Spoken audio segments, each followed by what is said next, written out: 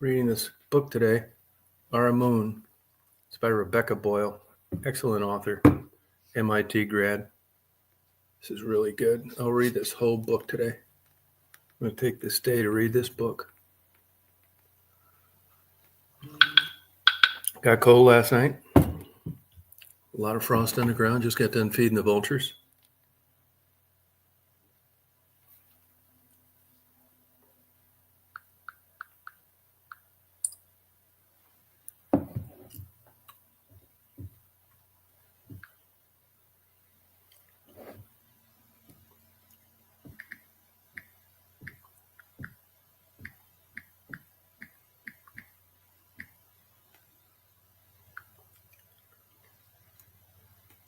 Oh, Merry Christmas to you too. Hey, Renee, how are you? Oh, same to you, Mixed Gas. Read this good book today on the moon. This is a new 2024 publication. I love everything about the moon. You know, I like doing videos and photos. It's been like so much in my life, the moon. Yours too. But I really have paid attention to it even when I was young. And I'm about to get a lot more detail. I was reading descriptions of when the astronauts landed on the moon, and they said it smells just like gunpowder. Hey, Angie, same to you. And they got that space dust on their uniform and their shoes. And when they got back in the spacecraft, it smelled, and they were really worried about it. And it loses its smell after like a 30-day time, no smell at all. Really crazy. But it's super interesting. You know, they talk about early navigation, that kind of thing. You know, sometimes like I'll make little videos or comments and you'll think, is this guy crazy? Well, yes, I am. But the mean ones, the 880 Cube, how you doing? The mean ones, like I mentioned a thing about something about my old girlfriends and all the abortions I had. Well, as far as I know, I never had an old girlfriend that had an abortion. I have an old girlfriend now, though. But anyway, what'll happen is I'll put those little videos up in response to like nasty comments people leave me for stopping by a Starbucks and getting a coffee. You know, they claim they're woke and, you know, they support all this crazy shit. It's just, those get deleted by YouTube. And then it looks like I'm just posting a crazy video. I'm not. It's in response to theirs that you may or may not have read. He's got his wife's brother and her husband are coming over today. Hey, nobody won the Mega Million. 1.15 billion. Nobody won the Mega Million. I bought a ton of tickets too. A ton of them.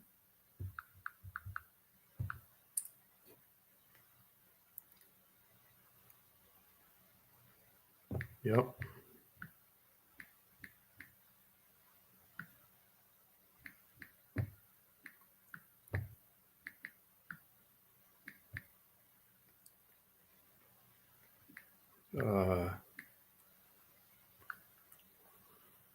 You know, I've mentioned this before too. You know, buying a lottery ticket's considered a game of chance, not gambling. So if that's your problem, if you're religious, they cast lots in the Bible, so you're covered there too.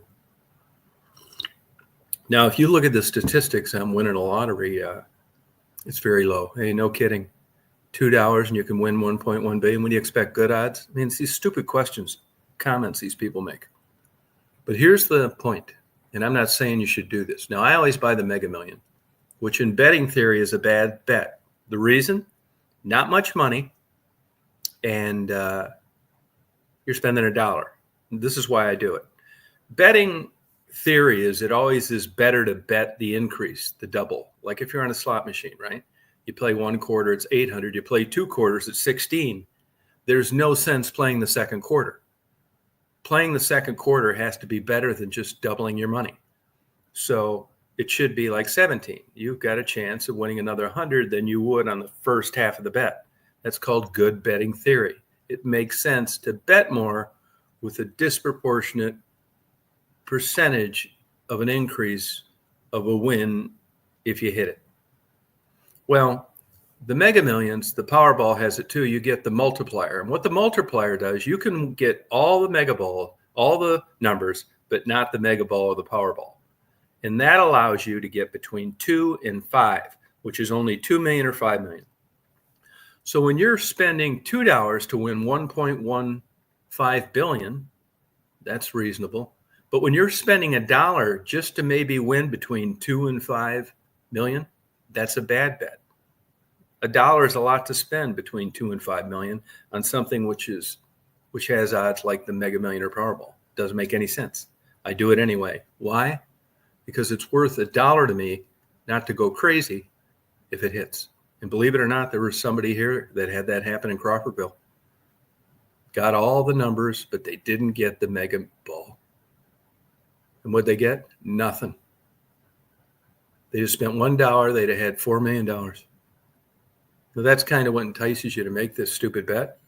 But I do stupid things, and I'm going to continue to do them for $1 because you can't buy anything with $1 now anyway. So when you buy the Mega Million, that's the difference, the extra $1. So it's a $3 ticket instead of a $2 ticket. I do it. I'm not saying you should. If it came down to, gee, should I buy 2 tickets for $4 or 1 for $3? I'd buy 2 for 2 when the jackpot's this high, 1.15 billion. Now I read another number because here's the thing. This shows you what inflation has done. I mean, you know, when you get gas, you know what your food cost, your expenses cost. Well, here's an example on even the states didn't know this was coming, and neither did the federal government really, because when you go and look at the jackpots in the Powerball or the Mega Million, where it's advertised, you know, you'll see the illuminated sign at a gas station or whatever. It only goes up to 999 million. Nobody ever thought when they made these signs, how many years ago, that the pots would ever get anywhere near $1 billion plus. Yeah, they do, Angie. Yeah, thanks for mentioning that. They do know it. That's exactly right. That's true. But when I think about it secondhand, I think to myself, well, maybe they don't know it. If they don't, then it would seem like really crazy.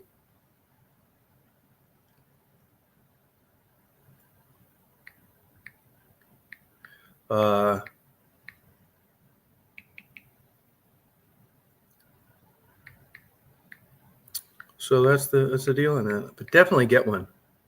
I would give most of it away. I know I would. Tell you, I would do it. I would do it. I'd give a lot. I think it'd be so fun to give money away. Just give all that money away. Because honest to God, like even in the appeal I had in my divorce case that I lost,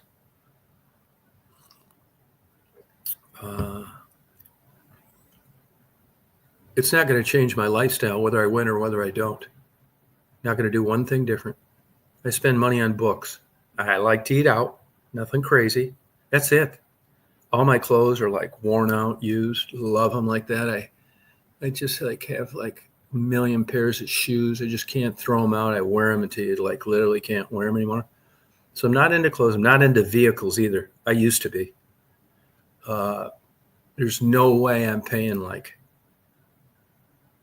some crazy amount for some plastic piece of junk that's not even good anymore, that has all sorts of problems. It's not like the 70s. You saved up, you bought a new car, you took care of it, lasts forever. It's not like that anymore. See what they get for these new pieces of junk? So I buy used trucks and cars too. You know, Marty's got all sorts of shit. Rolls Royce, turbo Porsche 911, one of those early James Bonds. The paint job was 90 grand. He's got one of those Tesla trucks. And he always says, just go take this. He's got a Challenger. He always says, go take this for a ride. Gives me the keys. It's like, no way. No. Thank you. But first of all, honestly, it does not do one thing for me. Nothing. Zero. So why would I take one of those for a ride when it does nothing for me and something could happen to it on top of it. No, I don't want any of that stuff. That pickup I got now, paid $8,000 for 2 years ago this March. I put 61,000 miles on it. Now, believe it or not, I got a guy that wants to give me 5, and I think I'm going to give it to him. I'll tell you why, because it's got that Vortec. I mean, not that I wouldn't mind the $5,000 or the $4,000 or the $3,000. Not that I wouldn't mind that. But first of all, it's not going to change my lifestyle. Okay. And secondly, I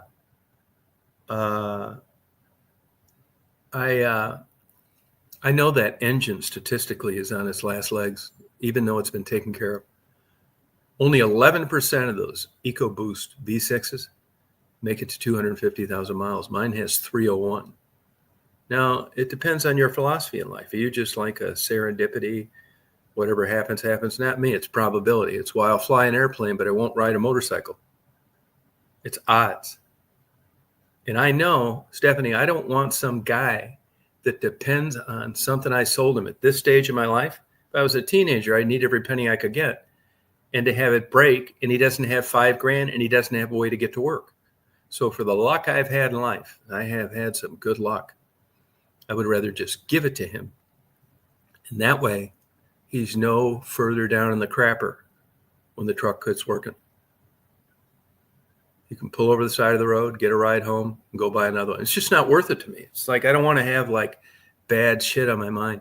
I've told you this before when we've had chats. I don't want to have stuff like that. It's not religious. It's not really moral. It's just my attitude on things. I got a complete and total clear conscience on everything I do. I mean, I know I'm a jerk sometimes, but no bullshit here. Nothing. No ulterior motive. None of that. I don't think by I do feed a lot of animals around here and birds and stuff, but anything that I do, I don't think that I'm getting anywhere because of it. I thought the same thing when I started out the prostitution interviews. I never considered I did anything. You know, people read into things. It was interesting to me. I learned a lot. I mean, if they're handing out any more, same to you. Thank you, Saint. If they're handing out honorary PhDs, I wish you'd give one, because I'll tell you that 6-year stint in Detroit, I learned a lot. I learned so much that I didn't want to do it anymore. And I'm not one bit, zero interested in views, subscribers.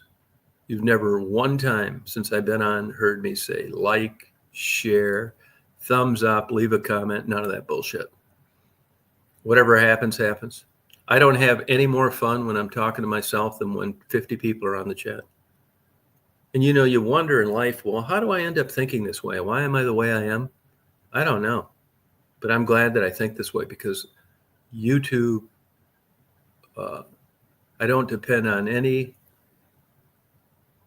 other internal stimulus to feel good about things.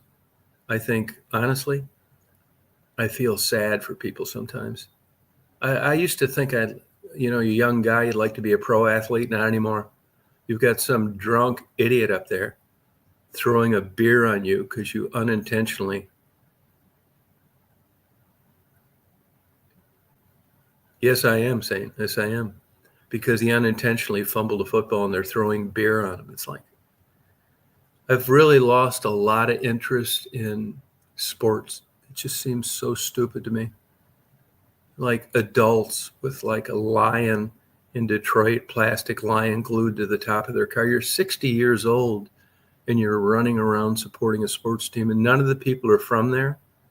None of the people are going to live there when they retire. It's stupid. This is how desperate people are to feel connected to something. Sports teams. It's like that around here. Georgia football. Oh, okay. A-. Oh, interesting, Saint. Georgia football. I was an RH negative baby too, by the way. Georgia football, this bulldog thing. It's just nuts. Now, the only one theory that I read that made a little bit of sense, and I don't really believe this, is It brings communities together. I think it's all about money, even at the college level. And I'm happy for these nil people, these kids that are getting paid for their likeness. It's about damn time. It's another deal where colleges, give them a basket weaving degree and make $1 billion off them. I'll give you an example. This pisses me off too. Remember this, please. This is my gift to you today. Well, I was living up in Michigan for a long time, and I was a big basketball player. And the Fab Five, that went to Michigan, they ended up stripping them all their accomplishments because one of them had used a coach's cell phone or something like that. Well, they always claimed Michigan. They're so full of shit, it's unbelievable. Although they did have enough brains to get rid of Harbaugh, they claimed that it was just they didn't like to have any deceit. They wanted everything above boards, and that's absolute bullshit. Let me tell you why. So they stripped them all their stuff. Those kids, for the most part, minus Weber, like Jalen Rose and those guys, were from poverty. They came from crime-infested, dope-laden areas, and they got them there, and they almost won a national championship as freshmen, which is unbelievable. It was a great year in college basketball, and they made just tons of money. And here they catch him for, a coach giving him, letting him use his cell phone. They tried to make it where there was a guy that helped people recruit, was responsible for it. They're looking for ways to blame this on people and not make it look bad on themselves. Well, they failed miserably because when the dust settled, U of M still made a ton of money. They had all their accomplishments taken down, all the banners. And they said it was under the ruse of morality and doing the right thing. Well, if it was the right thing, how come Al Taubman, a rich Jew that owned practically every, I don't have a problem with Jewish people. I love them, as a matter of fact, owned most of the shopping malls in Michigan. And he had a huge art collection, just a very successful guy, Al Taubman. Well, he got caught he owned Christie's for a while. He got caught with Christie's and Sotheby's falsifying prices. In other words, one of these guys that never has enough money. Well, Al Taubman donated tons of money because he was a University of Michigan grad. And to this day, the Taubman Center is on the side of a couple of the buildings in Ann Arbor in the University of Michigan. And if you're concerned about morality and law and an image, why are you allowing a convicted felon's name to stay on buildings? Why? He's a convicted felon. He's died now. But you take it away from a bunch of black kids that have been used, and you allow the name of a successful white capitalist that donated to your program to have his name on the side of the buildings. You didn't say anything about it. That kind of thing. So that's kind of turned me off too. I like college sports, but I'm glad these kids are being compensated. Anybody but the schools. If you're a famous young guy with a lot of talent, and you should get the money for having your name on a tennis shoe, not the university. Now, I will also agree with this. It's changed college sports. Overall for the better, I don't think so. But I'm glad for the kids that were being taken advantage of. College sports is a mess, if you ask me. And the pros, it's like terrible, especially the NBA. My God, if you're a basketball player, they're spectacular athletes. I know why they do what they do, because when you go to pro sports is entertainment. It's not just things by the book. In other words, when you go to a pro football game or a pro basketball game, you want to keep that money train rolling. You don't want to hear a whistle going off every 10 minutes, every 5 minutes, every 1 minute. You want to be entertained. And these big, giant, fantastic athletes that are in the NBA, it's hard to make those fantastic dunks if you don't travel. And the palming and the carrying is ridiculous. It's nuts. If you just brought LeBron James in and shrunk him down a foot and put him in a high school basketball game someplace, he wouldn't last 10 minutes. Just palming, carrying, traveling.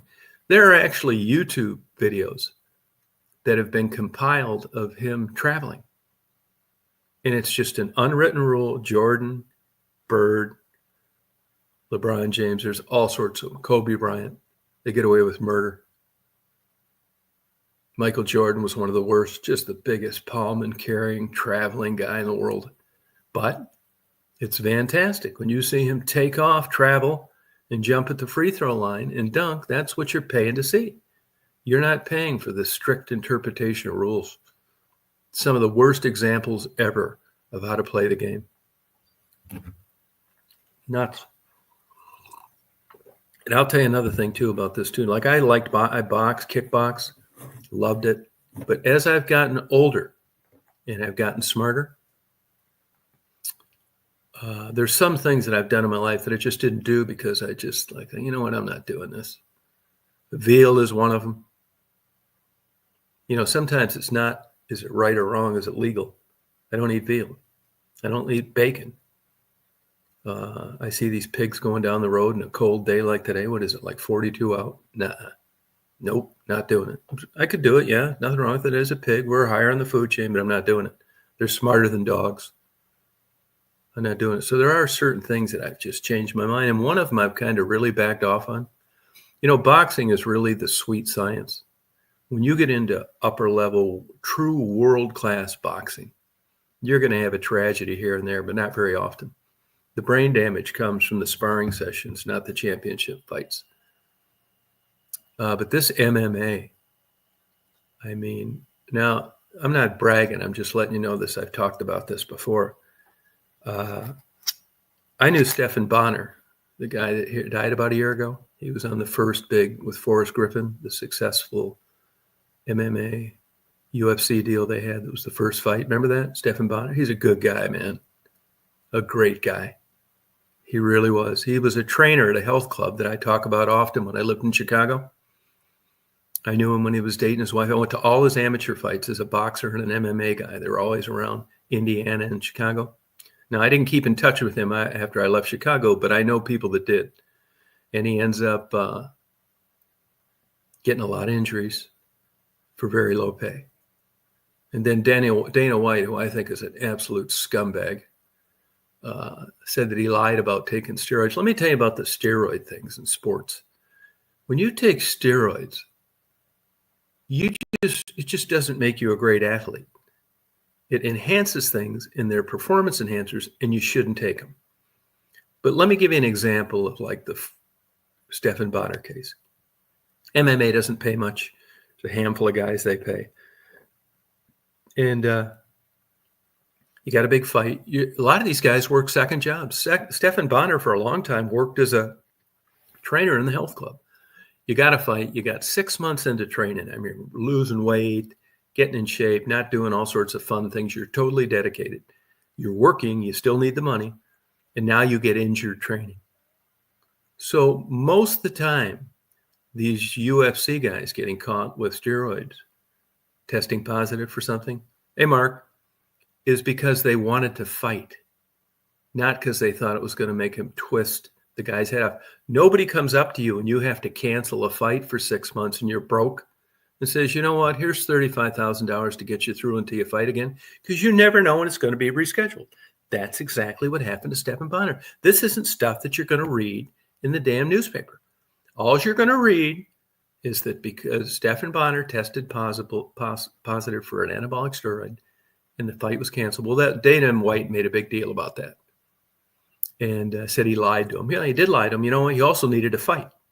So he kind of, after that, you notice anybody in the UFC never really lasted long, even if they were a good commentator. So here you got Stephan, great guy, had a degree from Purdue, got married. He's a super shitty person. Had one child, and he had a lot of injuries because of that. And during the course of those injuries and losing his job as a commentator, he tried all sorts of things. He tried a gym. He tried day trading. He tried running a limousine company. And you know how it is. I mean, you know, when it rains, it pours. And before you know it, he's developed a drug addiction problem because of all the pain that he had from the injury sustained as he fought as an MMA fighter. This is exactly what happened. He became an opioid addict. Okay? So Dana White, I say all the time, and I'll stick to this till the day I die, if Dana White wasn't such a scumbag, Stephen Bonner would still be alive. He was an excellent commentator. Yeah, he lied one time about wanting to fight because he was broke. It wasn't like he was, trying to screw your wife on the side, or when you turned your back, he stole $100,000 in cash from the U.S. It wasn't anything like that. He could not afford to fight, and the steroid allowed him to fight. That's all. And then he gets canned for lying. God knows what kind of crooked, shitty crap Dana White's done. And here we go. It's like all things in life. It starts out with one deal and turns into an overdose of fentanyl, trying to get a prescription drug on the street that turned out to be the same stuff that Prince and Tom Petty took, fake Vicodin. And he overdosed and died. Now he's got a kid out there by himself, a widow. And you could say, well, yeah, you shouldn't do drugs. Yeah, you shouldn't. But there was a reason behind it. You may not agree with it, but if they'd had been done the right thing and a decent guy would have owned that corporation, Stephen Bonner would have got to rehab, he would have had a job, and he'd still be alive. I'm not blaming the UFC for it happening, but I am saying that they could have handled things better. Oh, Merry Christmas to you too. It's just shitty. So I try to have a clear conscience about everything. I do. I really do. I mean, and I don't think I'm better than anybody. I don't think I'm not religious at all. I think that like these books, I just am obsessed as I've gotten older. Hey, Clay, how you doing? Oh yeah. Hey, Clay, how's it going? Yeah, that'd be great. I'm obsessed with science and stuff. And I'm not knocking it. Two of my best friends in my life were like men of the cloth. Actually, I have a video up of one. It's Frank Zimmerusti. He had had lung cancer, and he was about 3 months away from dying. I was over at his house with actually another famous priest. And another guy I knew ran a big fundamentalist church down in Orlando. Great guy. So you can have friends with people and not believe the same way that they do. But I think like being a good guy is here. You got religion right around there. And then you've got like science. And then you've got things way up here beyond our comprehension. Like, why is Mars just up there spinning around with nothing on it? Nobody there. I mean, there's a higher plane that I'll probably never be privy to. And yeah, I tell people have a happy holiday, Merry Christmas, all those kind of things. But I'm a science guy, and you know what? I could be wrong. I mean, if there's a heaven and hell, I'm in major trouble. But I base it all on science. And if you look at how science has progressed, same thing with medications, the food you eat, modalities. If you can't show me a published study, and it's not perfect, but it's pretty good. If you can't show me a published study with regard to a medical procedure or a pharmaceutical, I'm not taking it. I don't want it. I got my own opinions on vaccinations. It's up to me to take them or not. And I do as much research as I can and go with what I believe to be true at the time. This is another thing. It's like a marriage, dating, a job, anything. It's what you knew at the time. Hell, if I'd have known at 25 what I know now, my life would have turned out entirely different. But you don't know anything. It's life experience. And even with that, even now, is my life going to be great because of what I've learned since I was 25? Probably not. I am a believer in what you'd articulate is good luck. I think I've been one lucky son of a bitch, man. I really have. Man. I have really been lucky, fortunate. And I do believe what goes around comes around. You know, I'm not religious, so I do mention karma because you know what I'm talking about. But I don't think that's the way it works. But I do think what goes around comes around. And like now, if I'm on my deathbed, at least I'm going to have the pleasure of realizing it wasn't because of some stupid shit that I did. It was just the way it is. Not because of behavior I did.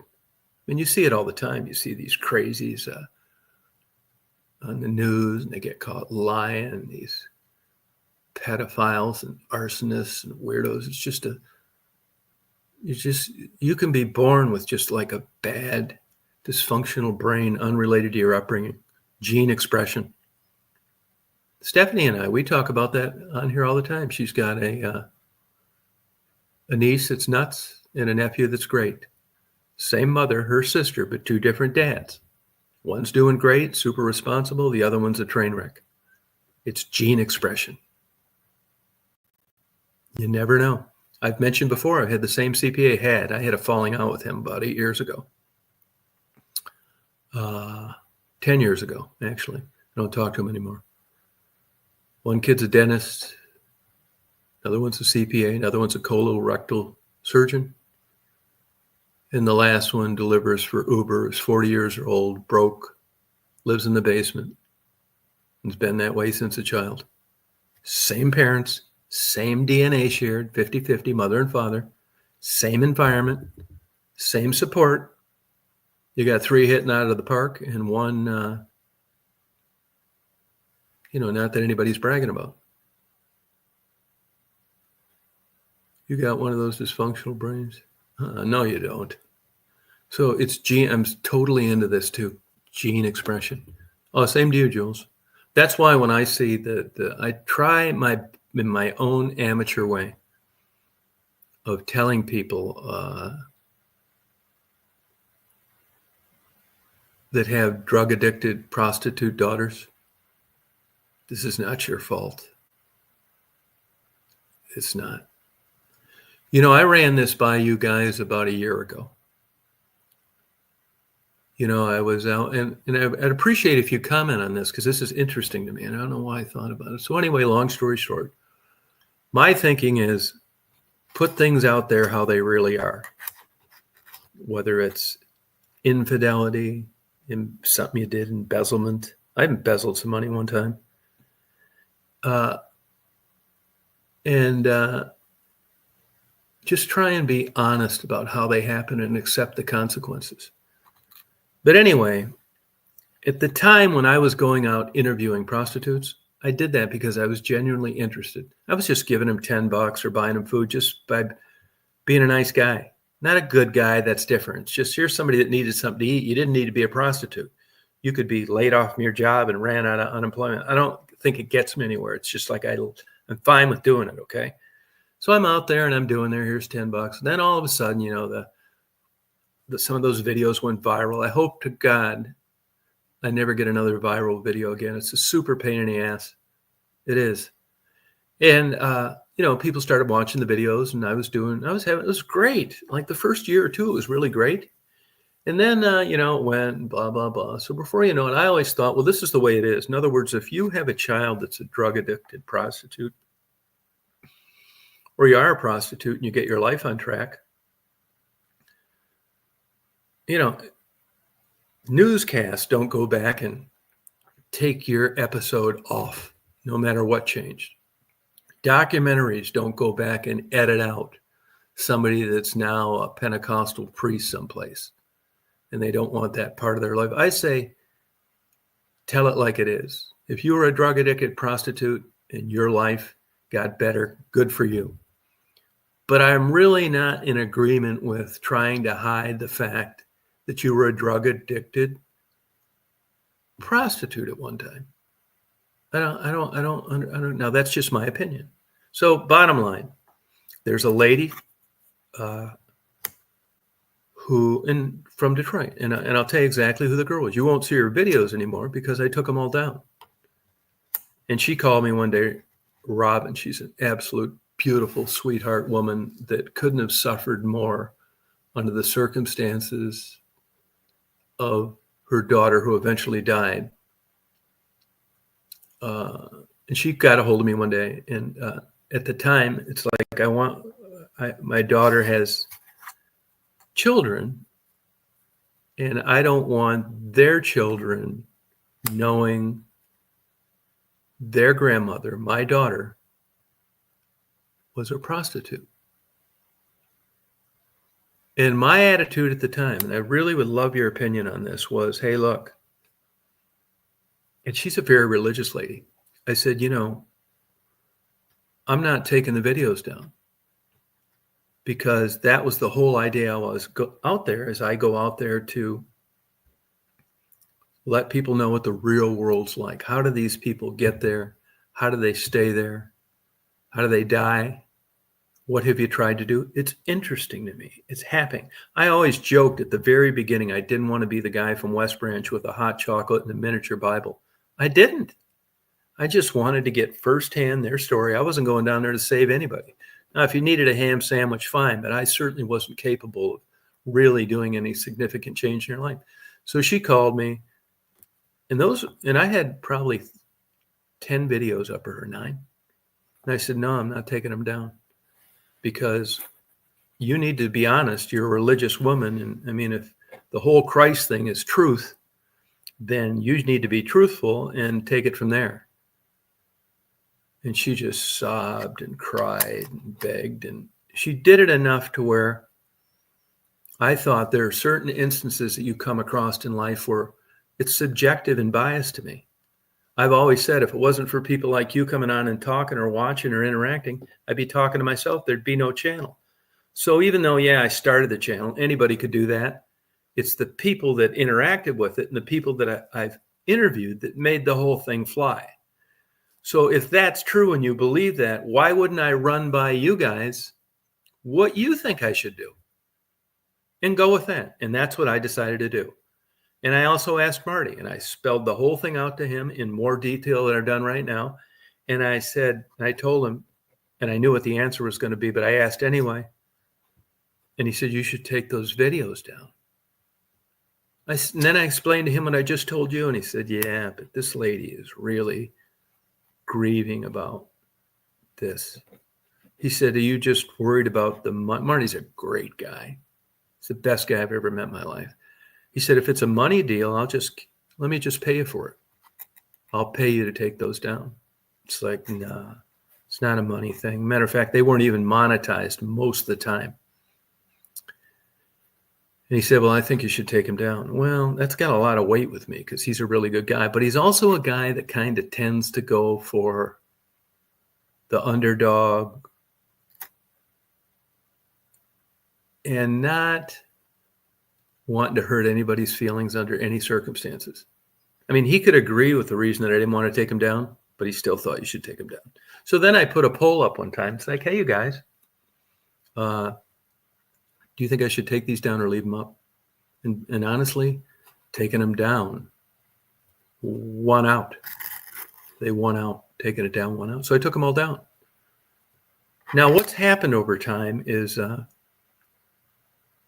sometimes I would have like broken up videos, like there'd be 2 girls interviewed in one, and I'd split them and I'd upload them. And I'm telling you, I've got like 22,000 videos. I'm nuts about recording things. I don't know why. I just do it. Even if there was no YouTube, I'm like this, just recording, I show it to somebody. Weird. And, I had those, I would upload videos that I didn't originally upload, because it was just like maybe not a complete interview, and the people knew them, and they answered a few questions. So anyway, when you go on YouTube, even my own videos, and I try to find videos, same to you, Margot. When I try to find videos, it's hard to find them. And where I'm really screwed, her name, she went by 2 names, Renee and Wendy. And if that's not in the title, forget it. And here, just about a month ago, and I talked to the mom maybe once or twice a year, and she'll call up, and she's so nice. I mean, I took all the videos down. I've taken them down for a lot of people, actually. And she'll call and say, hey, somebody says there's another video up of my daughter. And it's like, really? It's like, yeah. And she's always so nice. It's like she doesn't want to ask me. And what it'll be is titled like something, back in Southwest Detroit again. Well, that was a long time ago. And I said, well, could you send me a link to it, please? And she sends me a link. And I end up finding it. Once I have the link, I can click on it through the thing and it allows me to like take it away. And so it still happens. And I'm not 100% on board about still thinking it's the right thing to do, but I did. Now, what do you think of this? Do you think they should have been left up as a facet of reality and just told the grandchildren the truth? Or do you think it was the right thing to never allow any confirmation through interviews that I did and take them down?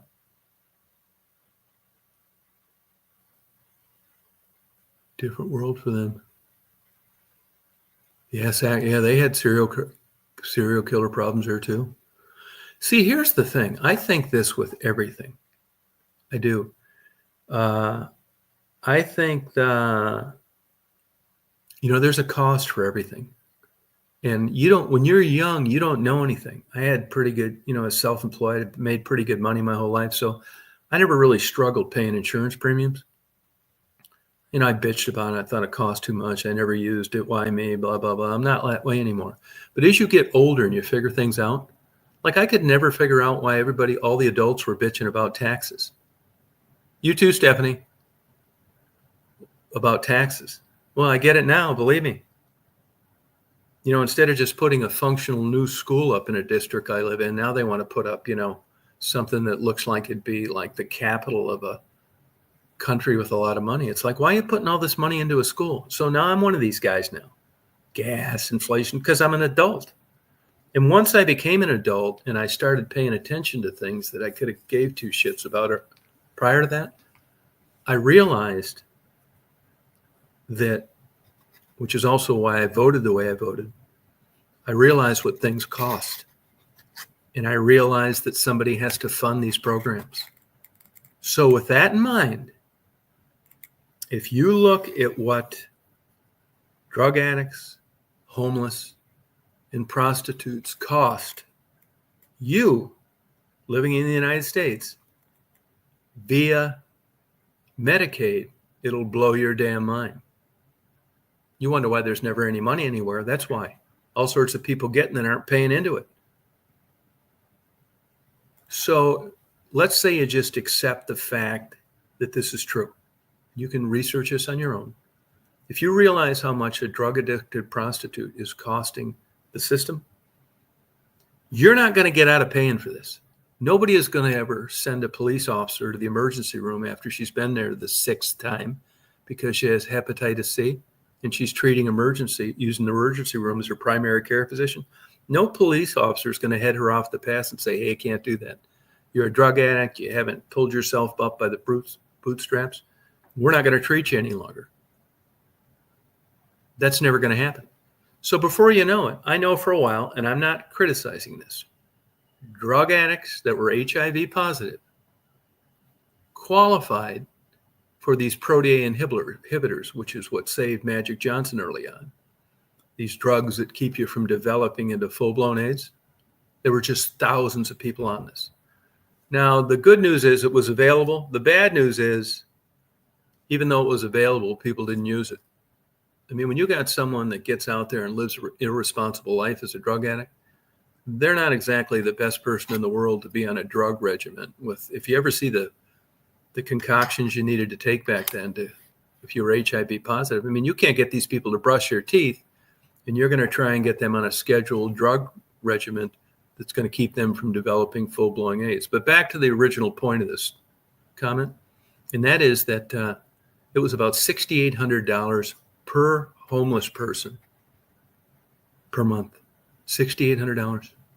It was just costing the system crazy. So that's just one example.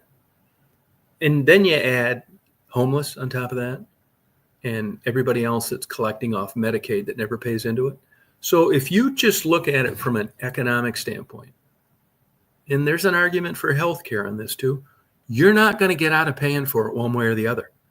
Now, you're not going to get a direct bill every month. It's going to be kind of this vague, nebulous way of just where in the hell did all the money go? So if you believe this and you verify it on your own, and you're not going to get out of paying for them, why not just nip it in the bud, bite the bullet, and do as good as you can up front. Hey, darling, same to you.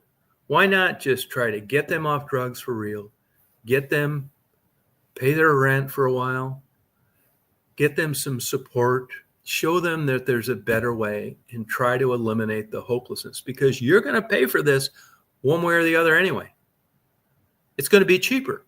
Would you rather have someone that you paid for 6 years that got out and paid into Social Security and lived in a neighborhood and supported a local community? Or would you rather have someone that was homeless for 35 or 40 years that ends up costing you 20 times as much, but you really never have a way of calculating that because you're getting it through the federal coffers?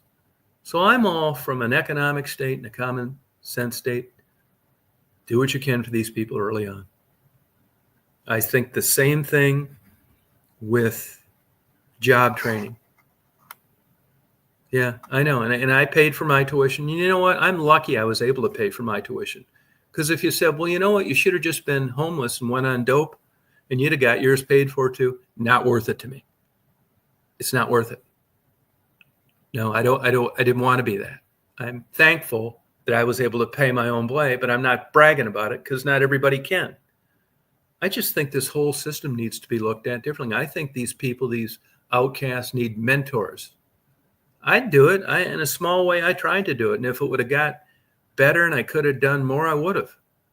I mean, I even thought of buying an apartment complex sometimes for a transitional place for these girls to live. But I just saw every example I saw was just all of a sudden, you've got $100 million into an apartment complex. It's getting trashed. They're lighting it on fire, accidentally falling asleep high on dope. Hardly anybody gets better. You can't get insurance. And all of a sudden, you've got just 10 times the problems that you had before you did a good deed. I don't think that's the way to do it either. But I am all for heading this off at the pass, and I hang my hat on the economics of it all. It's cheaper in the long run. I mean, no matter what I do at this age, I'm not going to notice a difference, but I think it's the right thing to do. From job training to getting off drugs to getting off alcohol, you need to make these people productive members of society that pay into the system. And not only are they paying into it, they're not taken out from it. They've got private health care. They're not costing Medicaid $1 zillion. And just think if Medicaid reimbursement was at normal standard rates. Like if I go down there, say I needed an MRI right now. I'm just using this for an example. And they know I have insurance. Well, I kind of have insurance. I have Medicare. Is it as good as Medicaid? Not if you're the recipient. It's not. There's a strong argument for the best insurance in the world is when you're broke, unemployed, and on drugs. And there's an element of truth to that. That is no shit. Medicaid people can actually become triple certified for certain drugs that you could never afford, even if you needed them. It's an upside down cake. It's an upside down cake. It is. And these school systems, man, holy shit. Cost of college. Being a have or a have not is more pronounced than it's ever been. I caught the tail ends of the good old days, which kind of brought me into talking about this because I've been lucky. I really have. I mean, there were a couple times in my life I could have been like homeless forever. For some reason, I don't know why. For some reason, I didn't fool with drugs and alcohol. And my parents were both pill popping boozers. I got a nephew that was one. I don't know why I mean, if you're a Christian, you think God had an eye out for me. I think I was just shit lucky. Gene expression. I had a bitch sister that I hadn't talked to for a long time. There was her, shotgun wedding, 2 stillborns, which I'd love to know the real reason. I know how it was sold to me, a brother and a sister. And then there was me, an Rh negative baby. And I guarantee you they were not wanting another kid 16 years after the one that lived was around. Which is why I'm kind of church mousist about abortion, because I think if abortion would have been around in 1956, I wouldn't be talking to you now. See how it's Doors opening and shutting. You just never know. So I think I think I got really lucky there, and I never really worked hard, to be honest with you. I've been a lazy fucker my whole life, unless it comes to things that interest me. I think I got a learning disability, actually. I was always a terrible student, barely got in and out of everywhere. And I don't think I've got much better. And the only reason like I've kind of circled back to like academic stuff and classical music is because I got bored with everything else. You know, the strip clubs, the massage parlors, the dating, the sports cars, the airplanes. I just got all bored with it. So it was like boring. And then I just slowly out of boredom got interested in academic pursuits and writing and poetry and classical music. And it was just because everything else just seemed so stupid and boring. So I just can't believe the way that I turned out, all things considered. I got lucky. And I don't think I should, that means I have to do a bunch of good things for people, but I do unrelated to that. Yeah, I could have just as easily been homeless because there's a point with me, even to this day, I could just say fuck it on a lot of things. I would rather be homeless than just work some bullshit job. That's why, I mean, this sounds terrible, and I definitely leave this out when I'm talking to drug addicts. But, you know, Becky's a smart person. She is. I mean, Maddie's not dumb. But they're drug-addicted prostitutes. And I understand in the most fucked up way possible why Becky said she's just going to go for the fences and die as a drug-addicted prostitute. That the notion of living in a subdivision, driving a minivan, and taking kids to and from soccer practice just bores the holy hell out of her.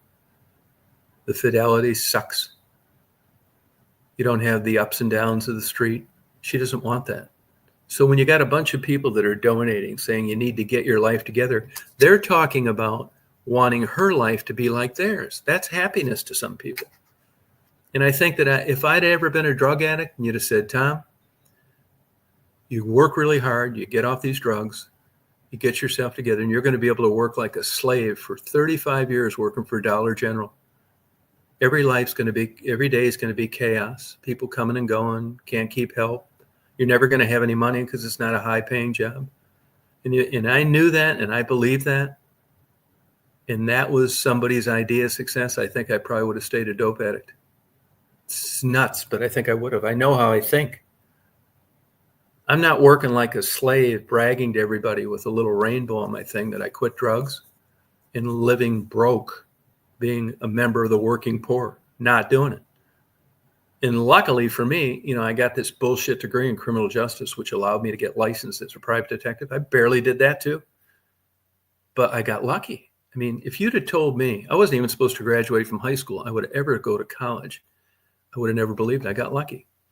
Had a cop that kind of talked me into going to a junior college. There's a lot of girls there. We were all working class families. None of us were going to Michigan State and, you know, wearing our college sweaters. We were embarrassed where we were going to school. We knew we weren't academic achievers. We were going to junior colleges. And then I went there and I had a good time, and I had some real professors, not the assholes I had as teachers in high school. And they said, you know, you should really go to a 4-year school. And I remember thinking, God damn, you know, I probably should really go to a 4-year school because, you know, I'm lucky I'm not working in a damn steel company or something. I couldn't. I'd have killed myself. I tried the factory routes. You know, I grew up around Detroit. I couldn't do it. Labor, hated it. And so I went to a 4-year school and fucked around there, barely graduated, but it did allow me to get into things where I didn't need to work for low wages. Shit luck. Musical chairs. When the music quit, there was a chair.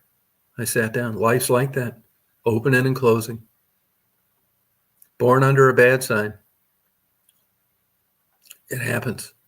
Why? I can't tell you. So I'm just lucky in a lot of ways. I lived in Georgia before I didn't like it. Now here I am again. If you'd have told me that 5 years ago, I wouldn't have believed that either. And don't forget, if you just came on, nobody won the Mega Millions. And that's what started this whole conversation. And that is that just think all the money you could give away and like do good things. But, you know, I still think that let's say I won the whole billion. I cashed it out, and you get like 550 million or something like that. I would be tempted to give it all away, not take a dime, because I know that wouldn't, in my frame of mind, I think things could only get worse. I'd go buy a house on the ocean and maybe get back into flying again. Just a bunch of stupid shit. I'd rather like give it to things like an endowment or a trust, or people that they're trying to get out of the hole. I think I'd do it, man. And it's not because, I mean, I'm a firm believer that I could do that and get run over by a truck the next day. That's the way the world really works. I mean, it's the old adage, no good deed goes unpunished, but mine would be neutral. I don't expect to live a long, healthy life to 125 years old because I gave away my winnings. You know, the media will turn it into some bullshit like that. But that wouldn't be the way that I'd be thinking about it. I think I'd start a marketing campaign for things that get fucked over too. I am always kind of for the underdog. Venomous snakes. I think it should be a felony to kill them. The way they've villainized sharks, super important to an ecosystem. All these stupid shows with educated people calling them killers and getting you afraid to swim when you're down in Florida. They've done the same thing with vultures, death, Halloween. Another huge, they should get an A+ for being part of the environment. Anybody show them a picture of a vulture, they cringe. Hey, Scott, how you doing? I'd just pay for like marketing campaigns of like pit bulls. They did the same thing with pit bulls. Shit, I went through lawsuits with pit bulls a lot. It's a bunch of bullshit. I'd never own a dog that would bite a person. They didn't like pit bulls. They tried to ban them. And then all of a sudden you got 10 grand into it. I'm not quitting. Shit like that. Well, it's not like that anymore. Now pit bulls, you got rich people going to bat for them. Then you had the media slamming like that Michael Vick thing. That's a bunch of bullshit. People magazine, they show 12 pit bulls wagging their tail with some housewife in an upper income area. And all the dogs like, look at him now. That's bullshit. Those were not the dogs that they took from him. There's no way you had 11 fighting pit bulls and they're all sitting on a couch now, wagging their tails. It's just how the media gets a hold of you, man. They can make you or break you. Such bullshit. Yeah, and pit bulls, the same people that'll criticize pit bulls fighting, which I don't do, wouldn't do. I don't hunt. Just I wouldn't like to do it. I'm not, they'll take their kids on a field trip to Spain to watch a bullfight, but they're worried about pit bulls fighting. I mean, the world is just filled with this crazy bullshit. And in case you haven't noticed, at least in the United States, everything, if you have any money at all, you're living in a gated neighborhood. Yeah, because, the police can't keep up with this stuff anymore. Walmart, Oregon, shut down 3 of them. Can't control the shoplifting. That's a problem here to the east, Thompson. You got to go through, hey, Debbie and Dave, same to you. To the east, Thompson, now you got to go through this maze to like check out even for the cell because shoplifting's so high. I know before I left West Branch, Michigan, you couldn't even get the cops to show up for a insufficient funds check. They don't have time. When I was living in Chicago, the sheriff said he's not evicting anybody. Didn't have time. The mortgage holder, the guy making the payments to the mortgage company, he's got to make his payments, but the people living in there that don't pay rent don't. And nobody's going to do anything about it to kick them out. This is how nuts the world is getting. It's crazy. Yeah, vehicle thefts. Yeah, same thing. That's another big thing now too. The cost of insurance. And that's another thing that I never brought up because I didn't think about in this illegal thing. You got all, this is how it works. I'll give you an example. The state of Michigan, no fault. What that does is that covers you. So when this uninsured motorist hits you, it's your insurance company's problem, not yours. In the old days, if you got hit by an uninsured motorist and it wasn't no fault, you were fucked. There wasn't any money. Here's the way it works. You get in a car accident in Michigan, no fault. Your insurance company takes care of you. And if the other guy was at fault, they go after them later. It's called subrogation. I did a lot of that as a PI when I first started out. It's shit work. It's a low batting average, but I'm tracking down these scumbags to see if they had any kind of assets. Well, this isn't really talked about in this illegal immigrant thing, which is a complex subject. Illegal in and of itself is, believe it or not, a civil infraction the first time. It doesn't turn into criminal unless you've been deported later, or you've committed a crime while you were here, or they catch you coming back in when they told you not to. It was a condition of your release. It's so weird. But this illegal thing, a big part about it that didn't really get brought up that much is you got all these fuckers over here. They're not supposed to be here. I'm not saying they're all committing crimes, getting in accidents, causing all sorts of damage, and they don't have anything. There's no person to collect from. Well, the actuaries have figured this out. Insurance companies have figured this out, particularly in these high migrant states like cherries, Michigan in the winter, Georgia chicken plants, southern Georgia pecans, cotton. You got a lot of illegal migrant workers, and that's all great because when you go in and you get a bag of pecans and it's not $2,000, you're happy about that. You're not thinking, you're just thinking, well, these seem reasonable. That's because you got migrant labor working for a low rate and nobody was going to do it here anyway. Now, here's the catch. Here's the caveat to the whole thing. Is when Julio gets done picking pecans on a 16-hour shift, gets a day off, and they go out and they have a Mexican party. Have you ever been to one of those? It's a good time. I mean, these guys deserve a good party. They just need to quit driving. I mean, they have blowouts, man. Good food, music, stay up all night, get drunk. It's a real blowout. But the problem is they get drunk and they go out in a car that doesn't have insurance and they cream people at intersections. Now, this is what you don't hear about in the news, especially when you've got a party that doesn't mind these people being over here, because the last thing they need to have happen is for you to know the sob story really is costing everybody a ton of money. So the actuaries in these states, particularly with high migrant populations, illegals, they know that when one of these guys causes a bunch of damage in an automobile accident or a fatality, they're never going to be able to recoup their money. They're not. There's nobody to go after. They have no insurance. They're driving an uninsured vehicle. That's why in the states you live in, now you see what the price of car insurance is. It's fucking nuts. That's because nobody's paying in to the subrogation pile. That's exactly right. That's exactly right, ACB. That's exactly right. But you don't hear, you're just out there. You're just like, well, it's like the same thing these crazies do about the weather. Let me tell you how accurate. I'm a big weather nut too. How accurate they can predict weather. 7 days. That's it. That's it. Once in a while, 10. So in order to get you feel bad, they'll take a damn picture of a polar bear that's 150 years old that's going to die unrelated to global warming. They'll take a picture of it, put it in a magazine, run it on a TV show and say, hey, look, this shit keeps up with the weather.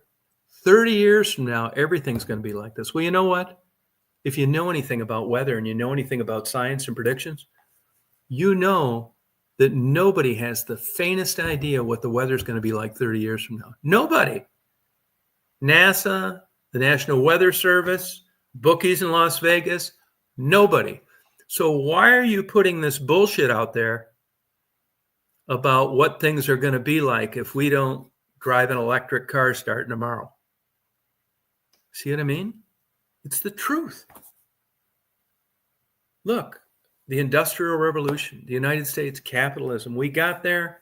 Why? Now they want to put you in prison for driving a vehicle that uses gas. It's a problem. I'm all for saving the environment, but we got hooked on these fossil fuels and that's just the way it is. You're not going to drive your vehicle around with a beanie cap, letting the wind blow it. You need fucking fuel, oil. You do. You're not going to put solar panels on the wings of airplanes. So something's going to have to give, because these solutions, I'd love if I could, like, I would love to do all this. And if you ever looked at the carbon footprint of all these stupid solar panel ideas, it's fucking huge, man. Look at the carbon footprint of making solar panels. That'll keep you from wanting to put one on your roof right there. And the wind turbines are even worse, not to mention the fact they grind up birds by the millions as they migrate. So, I mean, you just got to be smart enough. Yeah, if I could not use fuel, gas, oil, I would. But I'm spoiled. I like a car. I like to step on the gas, put on the brake. I don't want to take a week to get to Augusta. There's no magic bullet. That's it. It sucks, man, the real king. Yeah, I wish it wasn't. Now I do try to cut down all this kind of stuff. Yeah, I agree with that, Troy. It's this pipe dream. Looks like shit. No, it's super eyesore. They've done that in Michigan some places. And it's all bunch of bullshit. I know a guy that was an electrical engineer that went to the University of Michigan. And if you look at storage, one big thing they can't figure out is storing power. Thus the grid. I got a book on that. I've had it for a long time. I never read it because I want to read other shit more. I want to read about the moon more than the grid. But there's no way of really storing power, even with solar. It's like on demand. There's a couple crazies that live around here that I went over and looked at theirs one day. And we've had, cold weather here for about the last 3 weeks, on and off at night. And as soon as that sun goes down, you're fucked. It's just the way it is. You know what I caught that fucker doing? I saw a contractor over there with a trencher one day. I saw that fucker at the gas station. And this is a bad habit of mine. I really enjoy fucking with him. And I saw him at the gas station. I said, "Hey, Mr. Solar there, huh? How you doing with that solar?" Yeah, I'm just that kind of guy. It's not an admirable trait. He said, "We're doing great." He said, "What was your electric bill?" And I said, "I don't know, $140 or something like that." He said, "Mine was $0. Solar." I don't want to go to bed tonight when the sun goes down either. That's another fucking issue. And I said, "Hey, Mr. Solar, I saw a trencher over there the other day. It looked like he was burying a wire." Then he swallowed hard and looked down. I said, "Is that something I don't know about yet? Are you guys putting cables under the ground for solar panels and not telling people?" I said, "What's that for?" And he said, "Well, my wife, who's like the biggest crazy of them all." Hey, Lucid, my wife couldn't dry the clothes in the dryer with our solar system. And, now it's damp and it's cool. So they had to put in 220 electric line so they could dry their clothes. And in the summertime, it's so hot and humid here, you're not drying anything hanging on a line. And that just brought the biggest smile to my face. And guess where the power comes from that's drying? That powers the dryer that dries the clothes? Where else? Fossil fuel.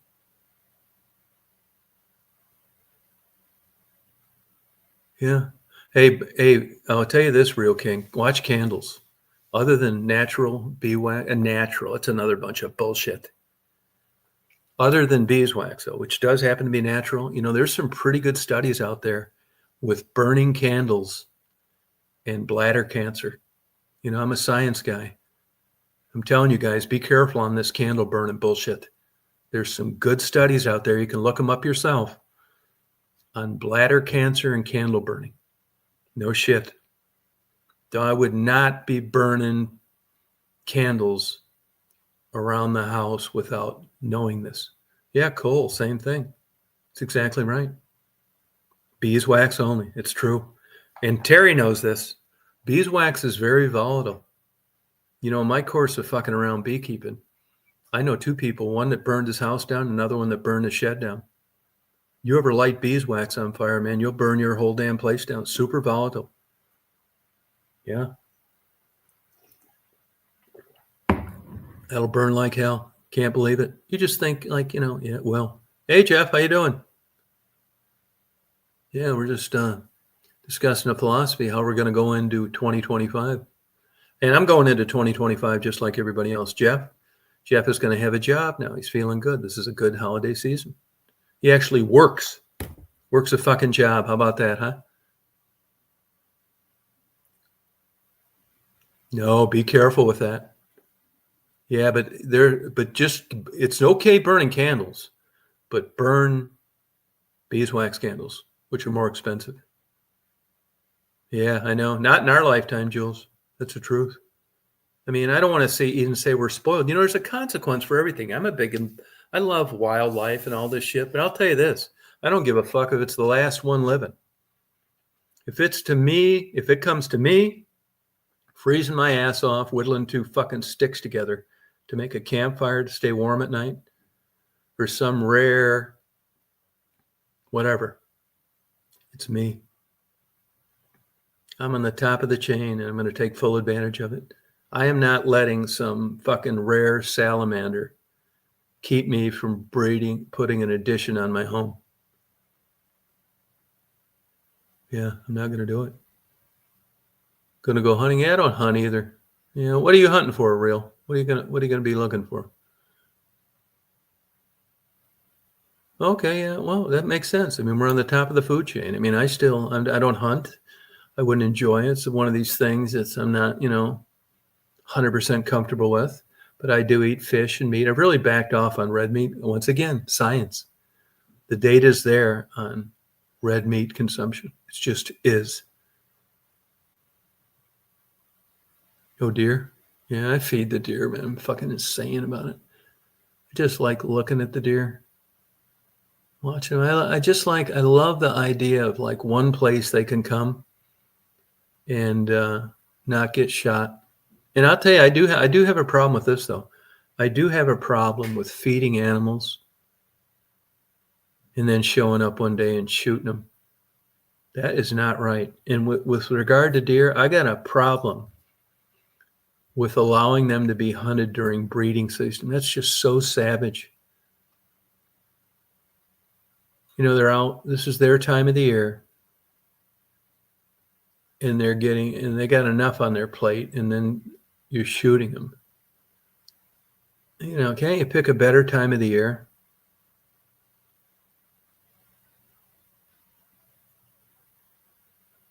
That's possible, Riggs, yeah. Yeah, I feed the deer. I do it too. Hey, Donnie, I do it too. Hey, speaking of West Virginia, I was talking to somebody about this last night on the phone.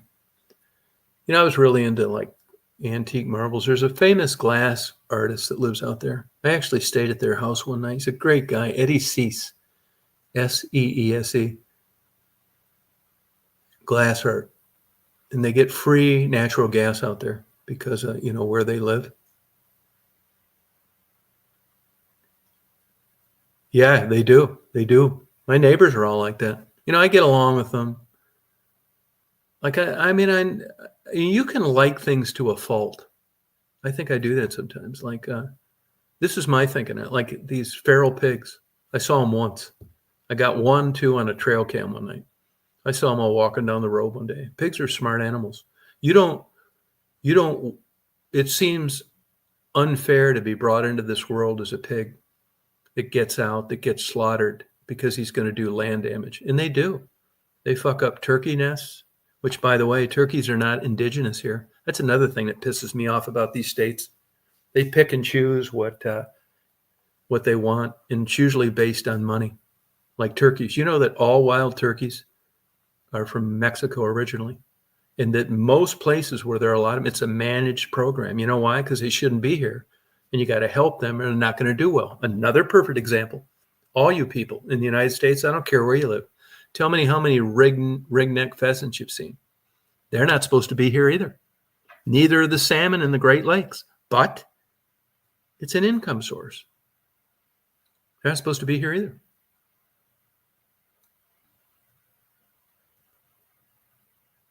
Yeah, it's true, Juice. Yeah, you're right.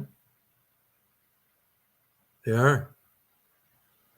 Pigs are smart. They sure are. But, you don't, just the fundamental philosophy of being brought into this clusterfuck as a pig, that's the problem I have with it.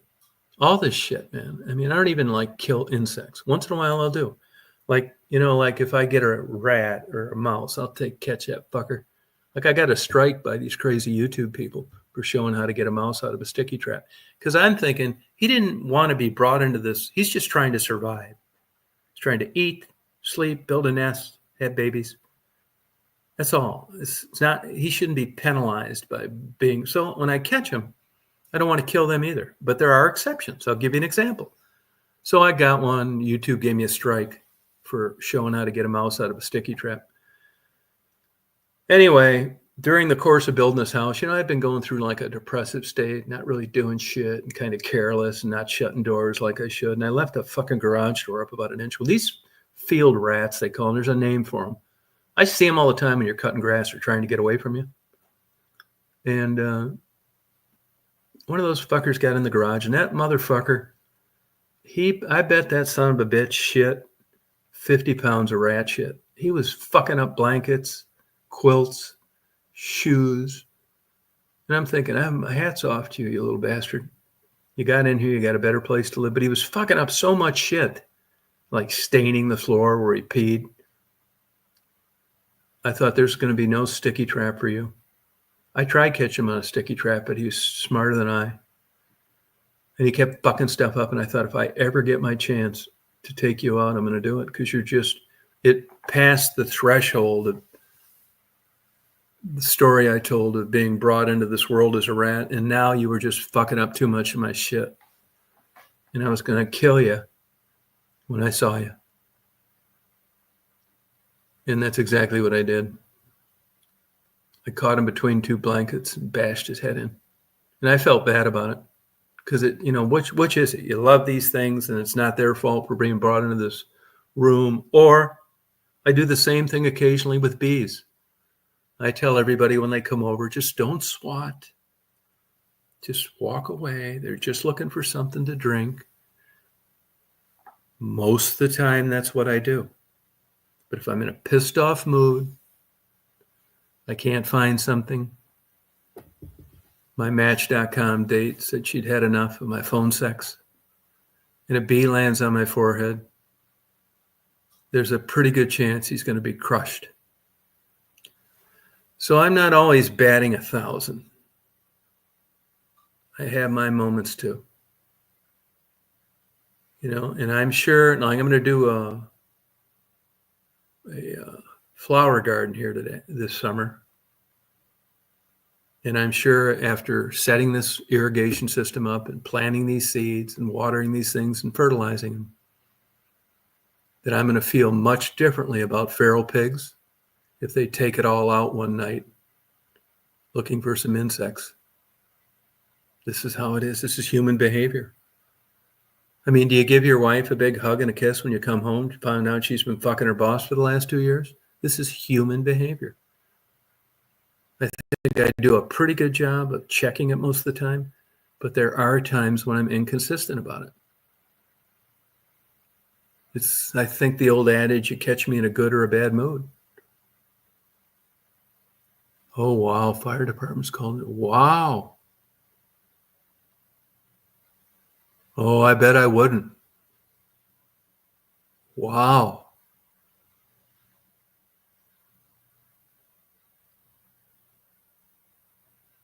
No kidding. Yeah, I'll tell you what I've noticed. I do get rid of fire ants. That's basically because they're not supposed to be here. Again, it's not their fault. They hitched a ride and landed in Mobile, Alabama on a container ship in 1967. They've been fucking things up ever since. Even that I struggle with. For a long time, I didn't do it, but they bite, sting, or whatever you call it, Marty's grandchildren when they're out there, and I take them out whenever I can. Even if they're not here, when I do my big long walks, I step on them with my shoes. I fuck them any way I can because I don't want them around. Yeah. Wow. 180. That is crazy. So, it's like all that kind of bullshit. Yeah, I was thinking of the psychological aspects of control. I think I was like that my whole life. I think I'm still kind of like that, to be honest with you. I get jealous too. Fuck. Gonna be 69 in a week. And I still get jealous over stupid shit. I just think it's not, but emotions are not rational. And then I let myself off the hook, but I said, why are you feeling like this? Like I've kind of rekindled this dating relationship with this lady I know. And when I call, like I don't get a hold of her for 3 hours, boy, the old wheels start turning. She's up in Michigan. I start dreaming up this fucking fault scenario bullshit. I mean, if I didn't get a hold of her for like 12 hours, I would give you 3-1 odds she's up there getting laid the whole time in a orgy. I mean, just create these false scenarios in your mind. That's fucked up. It's not something I brag about. I would drive myself fucking nuts. And I don't think she'd do that, but everybody thinks that. Fucking crazy. Emotional infidelity. You can even get tagged with that. You're not having sex with some lady, but you're having an emotional infidelity. She's telling you all her secrets, and you're listening to them with a smile on your face. And your wife calls you and says, is there anything you need from the store? It's like, no. And your female friend just told you, asked you for tips on how to give a good blowjob. And you have a momentary lapse of guilt, and you think, God, I shouldn't. I'm a married man. I'm in a committed relationship. Why am I talking to a woman? That's what, now there you go. If you didn't understand it then, you understand it now. I've done that too. Emotional infidelity. You're talking to some woman other than your wife about a better way to have a tooth-chipping orgasm. Fuck yeah, they sure are, Saint. Yeah. All you could do. Yeah, right. All I could do. Isn't that the truth?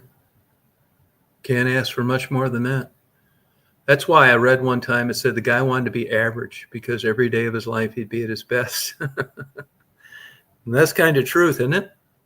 Isn't that the kind of true? Forcibly get it out of my head. Yeah, it's fucking nuts, man. I don't know why I do this, man. I just wish I quit doing it. The only solace in that kind of thinking is that at this age, I don't need to worry about it for another 40 years like I did when I was 20. They'll be dead in another 10 years. You got to be alive to feel these things, Riggs. So there's hope. But what? I guess I'm insecure. I mean, it's hard to categorize it in a psychological way. I guess I'm insecure. I mean, there's not much left. I mean, I run down the thing. I go down the list. Do I like them? I do. Do I like having sex with them? Yeah. Do I want to have a bunch more of it? Yes. And then it starts getting down. Do you want anybody else having sex with them? No. How about while you're going with them? Absolutely not. Do you know where they are? No. Why haven't they answered the phone? I don't know. And then it all kind of slowly morphs into, I have gotten better.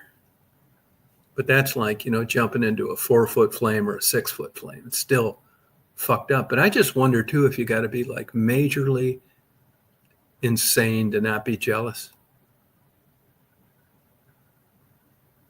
I'm not so sure it's like not being jealous is like normal. I mean, I'm not taking a crowbar to anybody, but it does cost me peace of mind. Yeah, content. Yeah, that's a good way of putting it. Oh, it's very normal? Yeah. But like I was saying the other day, I've had girlfriends where, 10 guys hit on them when they go out to get gas or shop or whatever. You have another 10 that guys just don't approach them and they're just as good looking. Why? I think it's the vibe you give off. I used to get into major arguments with my wife. I said, why do these people, feel this comfortable coming up with you and starting these conversations? You know what I mean? Yeah, it does get the better of me. It sure does. I mean, it's a no-brainer. Let me fill up my coffee here real quick. It's a no-brainer. Fucking drives me nuts. I mean, not like it used to. So an improvement is wanted.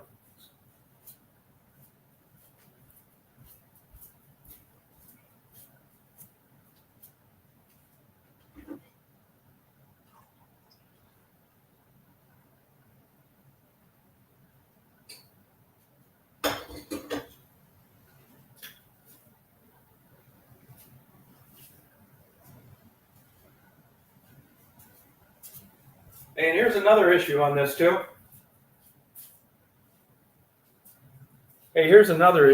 too. Is there a qualifier for jealous? Is there a qualifier? I knew a guy one time that had a big fat wife, like 450 pounds, and he was jealous of her having an affair. And I'm thinking to myself, affair with who? I mean, I guess there's people into that. But if I had a 450-pound wife, I don't think I'd be jealous. I mean, shit. Of what? I mean, I guess it's possible, but I just think it's different for, I think it's different. In order to be jealous, shouldn't there be a reasonable chance that that somebody is interested in them? I mean, that's what I think. I mean, I've had people tell me before. They say, "Well, I'm not jealous," and I'm thinking, yeah.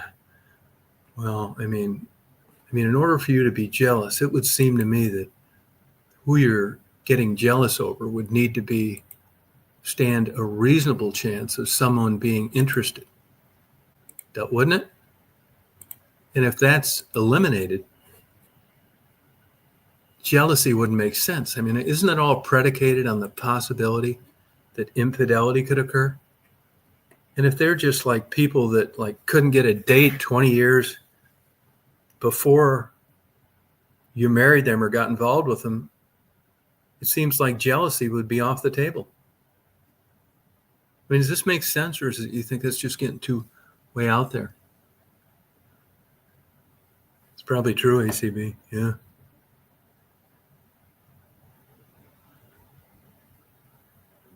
Yeah, it's probably true, Riggs. Yeah. But you just wonder the inner workings, the mechanism on what creates like having a good time someplace and just observing things that could be totally false. You're getting jealous over nothing, but there's no way to ascertain that at the time.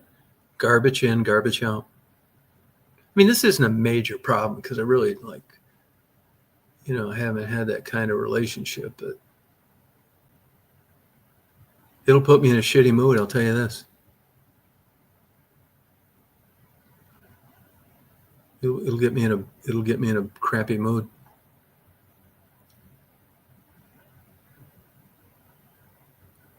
Yeah, that's probably true, real king. Yeah. Yeah, we were talking about that a week ago. People marrying up or down. That's why it's so interesting that when somebody wants to introduce you to their spouse, because you're just, all bets are off. You just don't know what you're going to get. And you're just surprised. It's not always the best looking, the smartest, the best job, who's going to be the best parent. When you pull that trigger for marriage, it can be like, you feel comfortable, you trust them. They're there for you, your worst. I mean, it's just a big bingo ball selection of what you decide to roll the dice on permanently. Which brings me back to people say they don't settle. The hell you don't. Everybody that gets married, they're not perfect. There's something somebody else did way better that you're not marrying them. Just acknowledge it and move on. Is it always the best sex? No. Is it always the best parent? Do you put parenting ahead of sex? Do you put their ability to earn an income ahead of sex? Is sex top, but they don't want to keep a clean house. They hate doing laundry. They don't want to work. It's just you got these balls up in the air all the time trying to make this whole sham work. Yeah, potential deception. Yeah, it's possible. Oh, relax. Yeah, well, here's another thing, too, you got to consider. You may have been lucky enough to associate yourself with a different personality than I have. I mean, for all I know, you've put a GPS on your wife's car the whole time you've been married, and everywhere she said she went, she really went because you checked it later on after she went to bed. And that, of course, would fortify confidence. Maybe that's what I should have done and I didn't. I mean, but I think it's like creating false beliefs. Or how about you had a wife that fucked around once and despite the brainwashing by your psychiatrist, I knew that was a good chance that happened again and that your feelings of jealousy were well-deserved.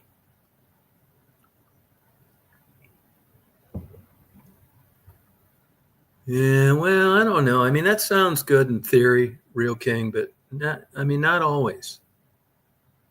Because, you can get involved with people that aren't good for you. And the only way to constantly disprove your paranoia is with a GPS unit.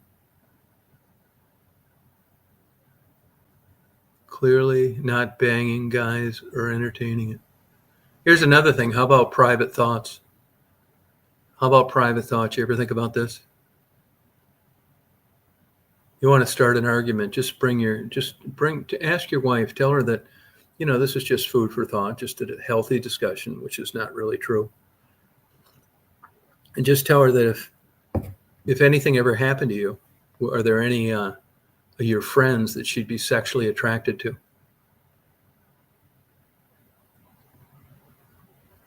That'll shut her up.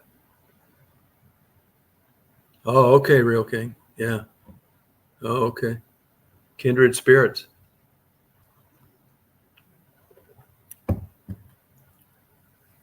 Yeah, kindred spirits. You just never know.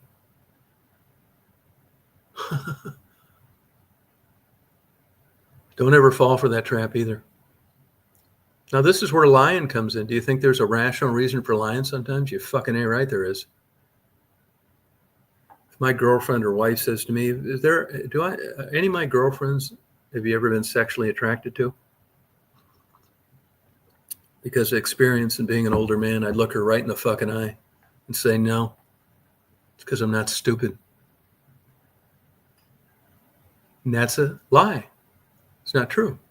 I do lie for good reasons. If you're 450 pounds and you got a short dress and high heels and you say, does this look good to you? I'm going to say, yeah, it does. Another lie. I don't mind lying. I don't want to lie to deceive people. But I guess that's what I'm doing to them. Where there's any consequence, like money or property or sabotage in their career. I don't want to lie like that. But for vanity questions or questions like that, or it's the same thing. You go on Match.com dates and let's say you like big tits. And that's important to you. And if there's 10 girls out there and 8 have big tits and 2 don't, there's nothing wrong with not wanting to date the ones that don't, even though they could be good people, all this shit. I mean, this is stuff that matters. So you go out and you're on your first date in your Match.com. She's just got everything. Great personality, lover, and just a rack and a half. Just trying to hide them too. It's not these girls that get these breast enhancements. And the first thing they do is go out and buy a bunch of V-neck sweaters and outfits to show off their new big boobs. It's such a turnoff. This is somebody with the real McCoys that's trying to hide them. They've got those babies strapped down like they were jogging all day.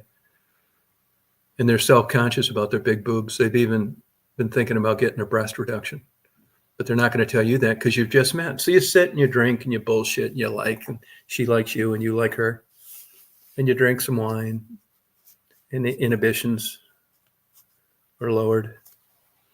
And she can't help but ask you, because of her experience with her ginormous breasts in her dating life.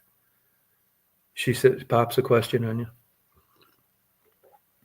She says in her drunken stupor, do breasts mean much to you? I look her right in the eye. I know better than this. I look her right in the eye and say, well, what do you mean? She said, well, like size? I mean, do you care if a girl is like endowed? I'd look her right in the eye and say, no, I don't. I don't care if you had no breasts, little ones, or I'd have a hard time not making a joke out of it, or the big monsters you have right now. I'd say, no, it doesn't really matter, because I know I'm going to lose either way. And she's going to feel that that's something that's really important to me, which it is, but I am no way in the world going to admit that shit under those circumstances. Right, Terry? I'm not going to do it. They look terrible. They look, I can't, honestly, Lucid, I can't tell you, look at Jeff Bezos, this lady he married today, I think. I mean, if she doesn't look like she had a dick, who does? She looks like a female impersonator. I mean, you can tell she was probably really good looking at one time, but man, there is something going on there. I feel the same thing with Melania Trump. Yeah, no, I would just do it. You just got to be smart about that.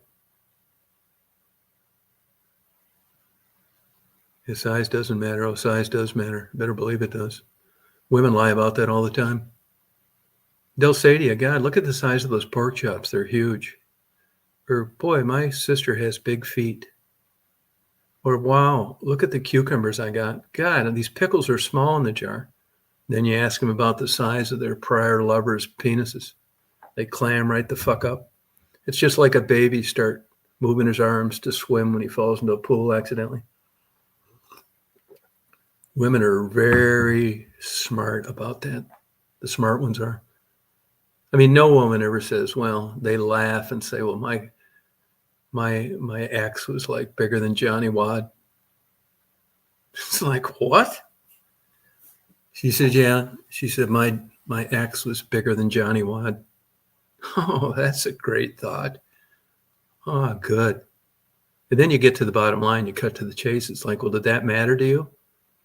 She says, God, no, it was too big. It's like, whew, close call. She says, yeah, it did. I miss him.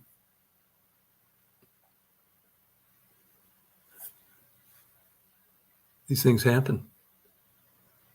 No, it's like, this is all. And here's another thing too, the protocol, the real guy. In other words, the women can get by on their looks, and the guys, it matters too, but it's the protocol. And the real smart people, they never breach that.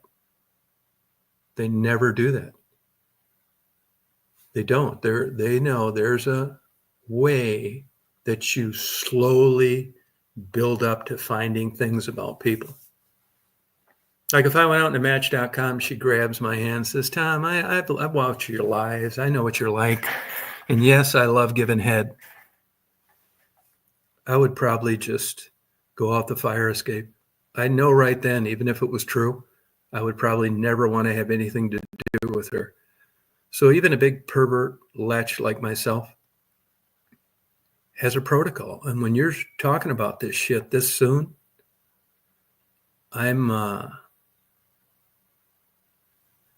it's weird. It's weird. I won't divulge any names, but we had somebody do that about a week ago. And it was just like, what a fucking weirdo. And actually, I was talking to Stephanie on the phone about it. And she said, if they've offended you with sexual comments, they really need to be bad, which is, yeah, kind of true. It's just fucking strange, man. I think it's weird. I mean, I guess I'm old fashioned. When I bring up dick size after a couple glasses of wine, I want them to blush and, go into that goddamn comatose state of not remembering. That's the fucking last thing that I want to know. If you're dumb enough to answer it, well, this isn't going to be a long-term relationship. Yeah. Yeah, fake butts. Oh, gross. It's so gross. I don't like them. I don't like them. I think it's gross. Fake butts. I fake anything, man. Even no, I just don't do it. Which is why my sex life is probably over. Unless it's fake now, I don't want that either. You know, getting old, it just doesn't bode well with uh,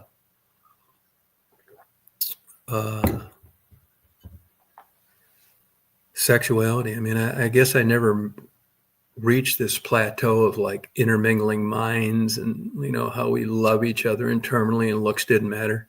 I mean, I think I need to be like, you'd have to shoot Novocaine into my brain. Dirty diaper look. Yeah, some women do. I see outfits that looks like they're wearing a diaper. Where was I yesterday? I was somewhere checking out. Oh, Barnes and Noble up in Athens. There, she looked. I bet she was a stripper at one time. You could tell she was really hot at one time. Probably 60. Just this big, huge set of tits. I'm sure they were fake. Tight jeans on. She really thought she was it. You could tell. But it just didn't look right for a lady that age. You know. Yeah, small fingers. Yeah. I don't know. Women know better about that than I do. But the size of a man's hands. I don't know if that matters. I don't know if any of it matters. Herb called blue lotus flower in Amazon. It gives me great dreams. Try some ZzzQuil. I'm telling you, take that little plastic cap that's on the top of ZzzQuil. You'll have some fucking dreams you wouldn't believe. Well, dreams and here and there a nightmare. I had a nightmare the other night. I had a nightmare. I dreamed that an 85-year-old woman was sitting on my face. ZzzQuil.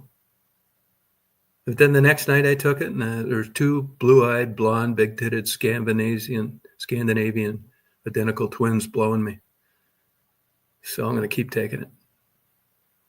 Yeah, ZzzQuil. You'll have some fucking dreams. Now, the downside of ZzzQuil is this isn't false medical information, is it? Am I suitable for all advertisers? Well, if you're selling ZzzQuil, I am. You got a 50-50 chance. Yeah. Now I don't know what, and I haven't spent much time on it, but I'm interested in what part of the brain that affects. ZzzQuil, obviously the sleep mechanism, but the problem with that, it's got a long half-life. Hey, Needy, how you doing? It's got you're kind of groggy when you wake up. Yeah. Sometimes I don't feel like jacking off till noon. That's for the guys. So you may want to reconsider taking it. Melatonin, that doesn't, yeah. You know, at the beginning, melatonin years ago was, you just took a little bit. Now, the University of Michigan was doing these sleep studies. And it's kind of like Neurontin, gabapentin. It finally got to the point where you could just take just crazy amounts of that shit without worrying about it hurting you. Melatonin, tryptophan, serotonin, eat turkey. Fuck. Viagra.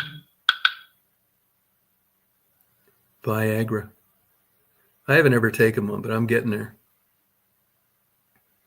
I've learned that I may, this is another thing too. It's like, you're just like, you can be fingered as being selfish. I see that as a potential problem in the future. Honestly, I don't think I'm going to be able to bang any of these women my age without a Viagra. I'm telling you all my secrets. And it's fucking. They might need the female version of Viagra for me too. I mean, probably not much better. It's not like I think I'm some big catch and they're not going to need any of these enhancements. Why don't we just put fucking bags over our head and breathe in fucking helium? No, I think you're right about that, Needy. Yeah, I know I think it's fucked up my brain. I'm still going to keep watching it though. Self-defeating behavior. Yeah, porn. It's not. I'll tell you when porn's not good. This is a fucking fact. Porn's not good when you're my age and you're trying to have sexual relationships with someone my age. Good fucking luck. I just watched 3 hours of feminine-looking cheerleaders going down on each other, and now I've got to bed down with this living, walking wrinkle. Here's I just happened to be catching this the other day. Now, I'm sure men look the same way. I just caught this the other day. They show like women's bodies different than what I expected. Postmenopausal. Oh, same to you, Anthony. Postmenopausal. I'll be honest with you. I saw it and I thought to myself right away, who in God's name would fuck that? It's not a Freudian slip. And then I started reading like, is this all bullshit or is it true? I mean, I don't, am I, sorry, Mary. I know.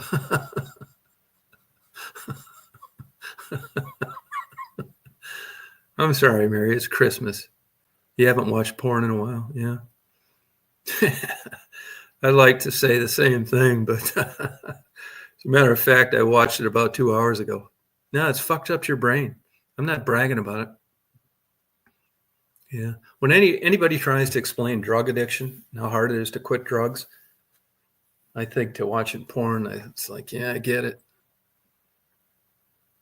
I guess the brand isn't Benadryl. It's the sleep aid. Yeah, it does. Yeah, it's exactly right. Oh, same to you. Oh, yeah, Anthony's having a good day. Yeah, sorry, Mary. Sorry about that. But I wish, you know what I tell you, I wish some women would come up there and discuss this shit. Because I'm looking bad on this stuff, and it's always subjective, it's always biased. It's me, but I'm sure the women think the same thing as the men. I said I go on Match.com. This is honest. You guys want honesty, but when you're splitting hairs with being tactful, that's where it really changes. And I went on Match.com about a week ago, and I looked at my age range, 65 to 70. I looked at 837 profiles, and I wouldn't let one of them blow me. That's fucking bad. That's sad. Now, yeah, we could have companionship, and I'm telling you, it's no problem with being platonic with all 835 of them. I'm not shitting you. I mean, I'd need a handful of Viagra or brainwashing, 6-pack of beer, anything. Am I shallow? Is this fucked up thinking? Am I shallow? If I am, I'm going to take the hit for this gleefully. I will accept it. You can call me shallow. I got criticized for that when I was living up in West Branch, Michigan. They said that I could have had a loving relationship with a lady that weighed about 450 pounds. Yeah, speak for yourself. Couldn't do it. No way. You can call me the biggest mentally ill lunatic in the world, and I'll own that one. I'm not doing it.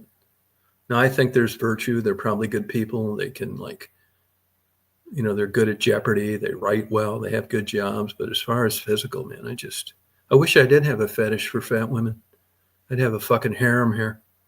I wish I liked black women too. I do. I just don't. I wish I did. It'd be so much easier. I mean, you know how much easier it is to get like a heavy set woman? Just a beast instead of a good looking young woman that had a lot of male attention. Like, that's almost impossible for me. I've accepted this. That ship has sailed. Oh, you're bitter. I'm sorry for that. What do you think caused that, Saint? Yeah, I'm not going to get a younger lady. Those days are over. Yeah, I'd like to bullshit myself. I get a psycho here and there. There are these women on these YouTube chats. People always think I have older women send me things that all the girls, it's false, bullshit. It's nonsense. No, it's not true. No, the ones that show interest in me got a major fucking screw loose, or there's nothing else going on in their lives. This isn't like, and I know this, I'm not stupid. If I was getting gas or I was in Walmart, women came up to me and said, God, man, wow. God, man, I'd really like to date you. Never happens, ever. That's the real world. YouTube, no way. I'm smarter than that. No way, absolutely not. No, I'm not fucking stupid. Well, I am stupid about certain things, but not that. Boy, I got my radar on all the time. Somebody says to me, I can't believe you're single. I know right away they're a fucking major lunatic.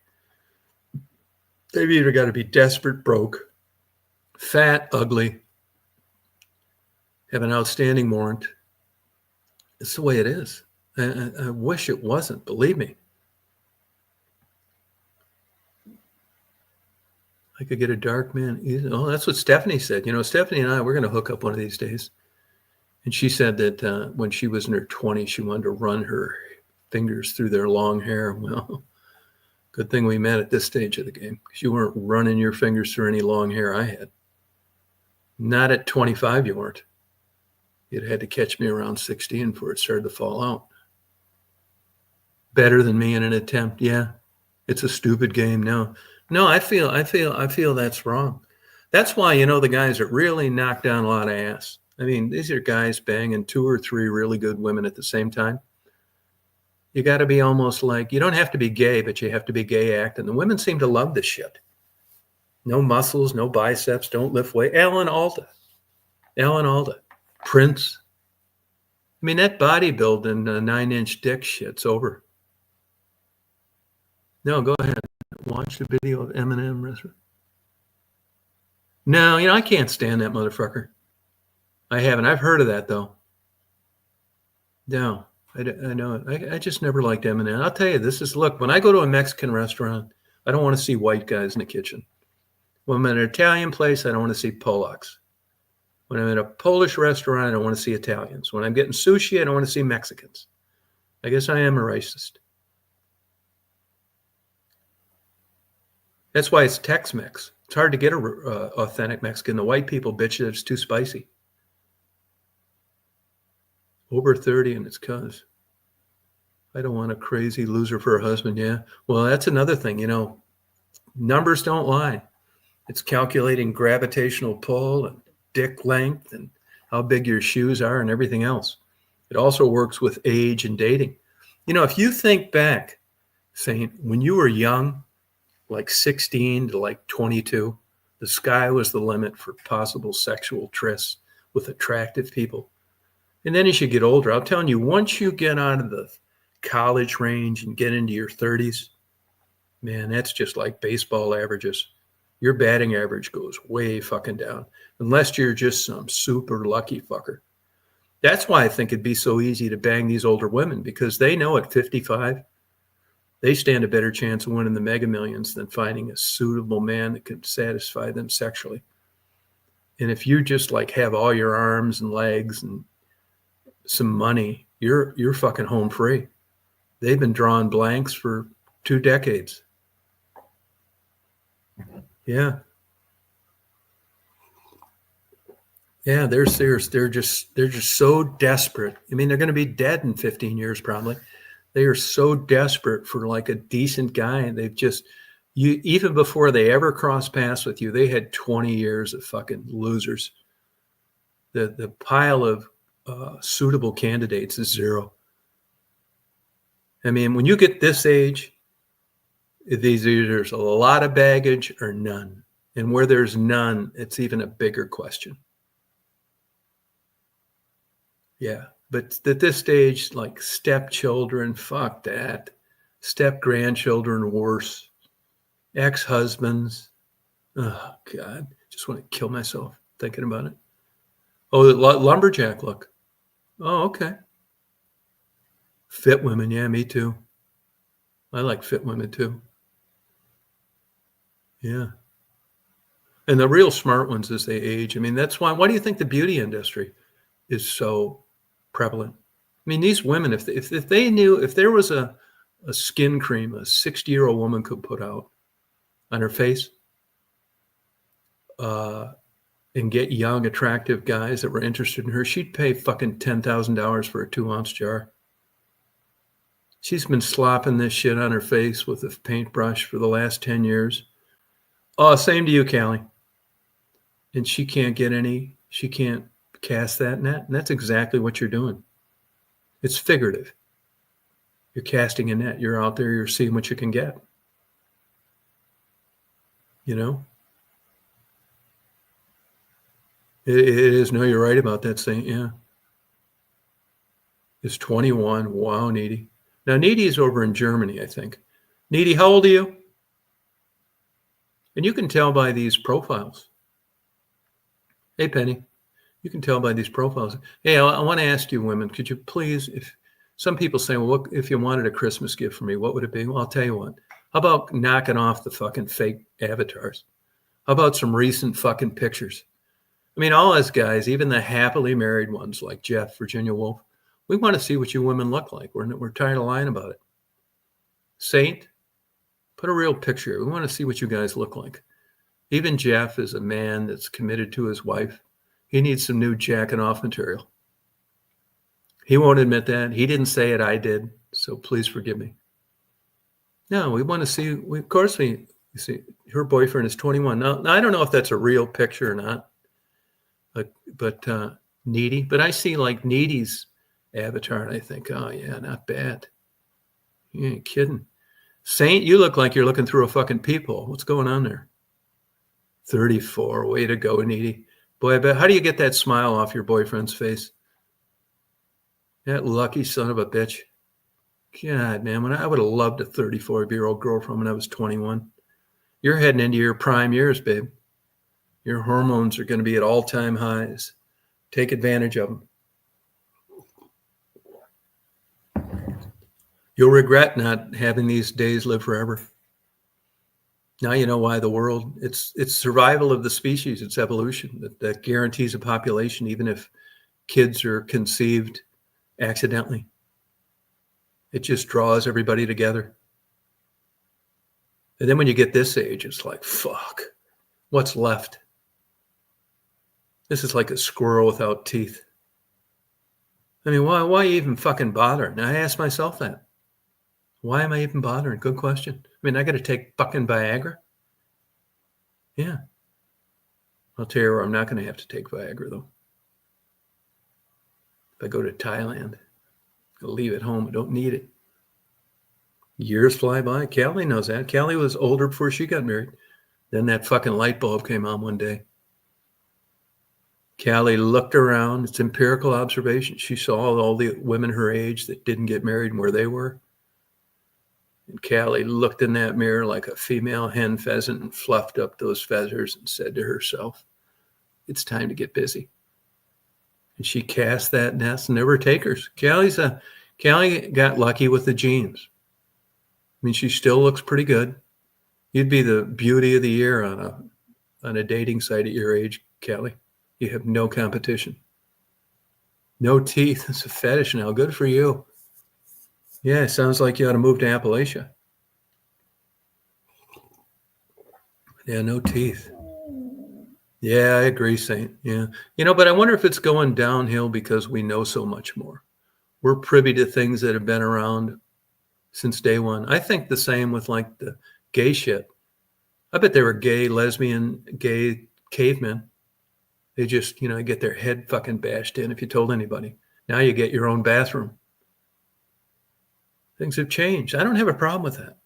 As I've said a million times, I just don't want to pay for, getting your sex changed. That's all. It's my only beef with it. It's elective surgery. It's like getting a facelift. Makes your dick hard. What is moringa? Yeah, I need some of that. I'm not fucking around with some herbal shit. I got to bang this old broad. I'm going right to, like I brag about all the time, scientific studies. Says on the commercial that if you have an erection for over 6 hours to go to the emergency room, fuck you. I'm going to have the biggest party you've ever seen in your life if I have an erection for 6 hours. I figured that out. I figured that'd be about 3.5 months worth. All at once. Count me in. You're going to hear the mariachis playing. Blue Chew works. Huh. Yeah, I think if you need a supplement to get an erection, you got to keep looking. That's the problem I'm in. I've been painted into a corner. If you took my 69-year-old girlfriend, you bought her a Fredericks, a Hollywood negligee, I would murder you. I got in a big argument with my wife one time. I said, I don't want to see you in a Fredericks, a Hollywood thing. I want to see the neighbor. Element of truth to that. It's fucked up. It's weird. I don't know why it's like that. A peephole. Yeah. Yeah, you just never know. You cast that net. Something off about the guy. Yeah, you get bad vibes with guys, people. It's like, something not quite right here. It's no shit, you guys. Looks like a duck, quacks like a duck, flies like a duck. It's a fucking duck. Hey, Ray, same to you. It's a fucking duck. That's right. Like I say all the time, ducks fly with ducks. That's why we had a chat here the other night, and you saw about like 20 stalkers come on through organized by one of these weirdo old maid channels. These women that can't get laid, and they just hate my guts. They fuck with me whenever they can. Hey, Pocahontas, how you doing? They're just constantly fucking with me because I don't like them. They don't like me. And when they say, and we're going on, we're having fun, I'm talking about fat women, old women. It just really motivates her ass to fuck with me and try and ruin my chats. You know, I've got all those freaks banned, blocked. You don't have to be a beauty queen to be on here. But back to what I said earlier. Starting in 2020, but you know, we block and ban people for all sorts of reasons here. We can their fucking ass. We don't want drama. We want the truth. And part of the truth is accurate, recent photos of you women. Just the women, not the men. We'll put up whatever the fuck we feel like. Chauvinism rules. We want new, updated pictures of all the women. None of this fucking clown bullshit. Saint, I want a real picture of you, not some shit you cut and pasted off a stripper site. I want to see what you look like. We all do. Sexually abused, and they become predatory. Well, yeah, I mean, I think that's a very, very slim amount, though, isn't it, though? Predatory. I mean, this fucking days, you can't do anything. No, I mean, you come on to like a, I don't know what a straight guy does nowadays at a bar. The fuck do you do? I mean, you're too aggressive no matter what you do. Stalkers everywhere. It's true. There's a lot of women stalkers on. I never realized that. No, they're fucking weird. Scorned woman. What's that old saying? They say something about nothing. Wrath, have no fury. It's all about pissed off, angry, pissed off women. And I can see how like a fat, unattractive bitch would hate me because I'm not pulling any punches with her. I'm going to confirm everything. I'll leave nothing out there to be interpreted.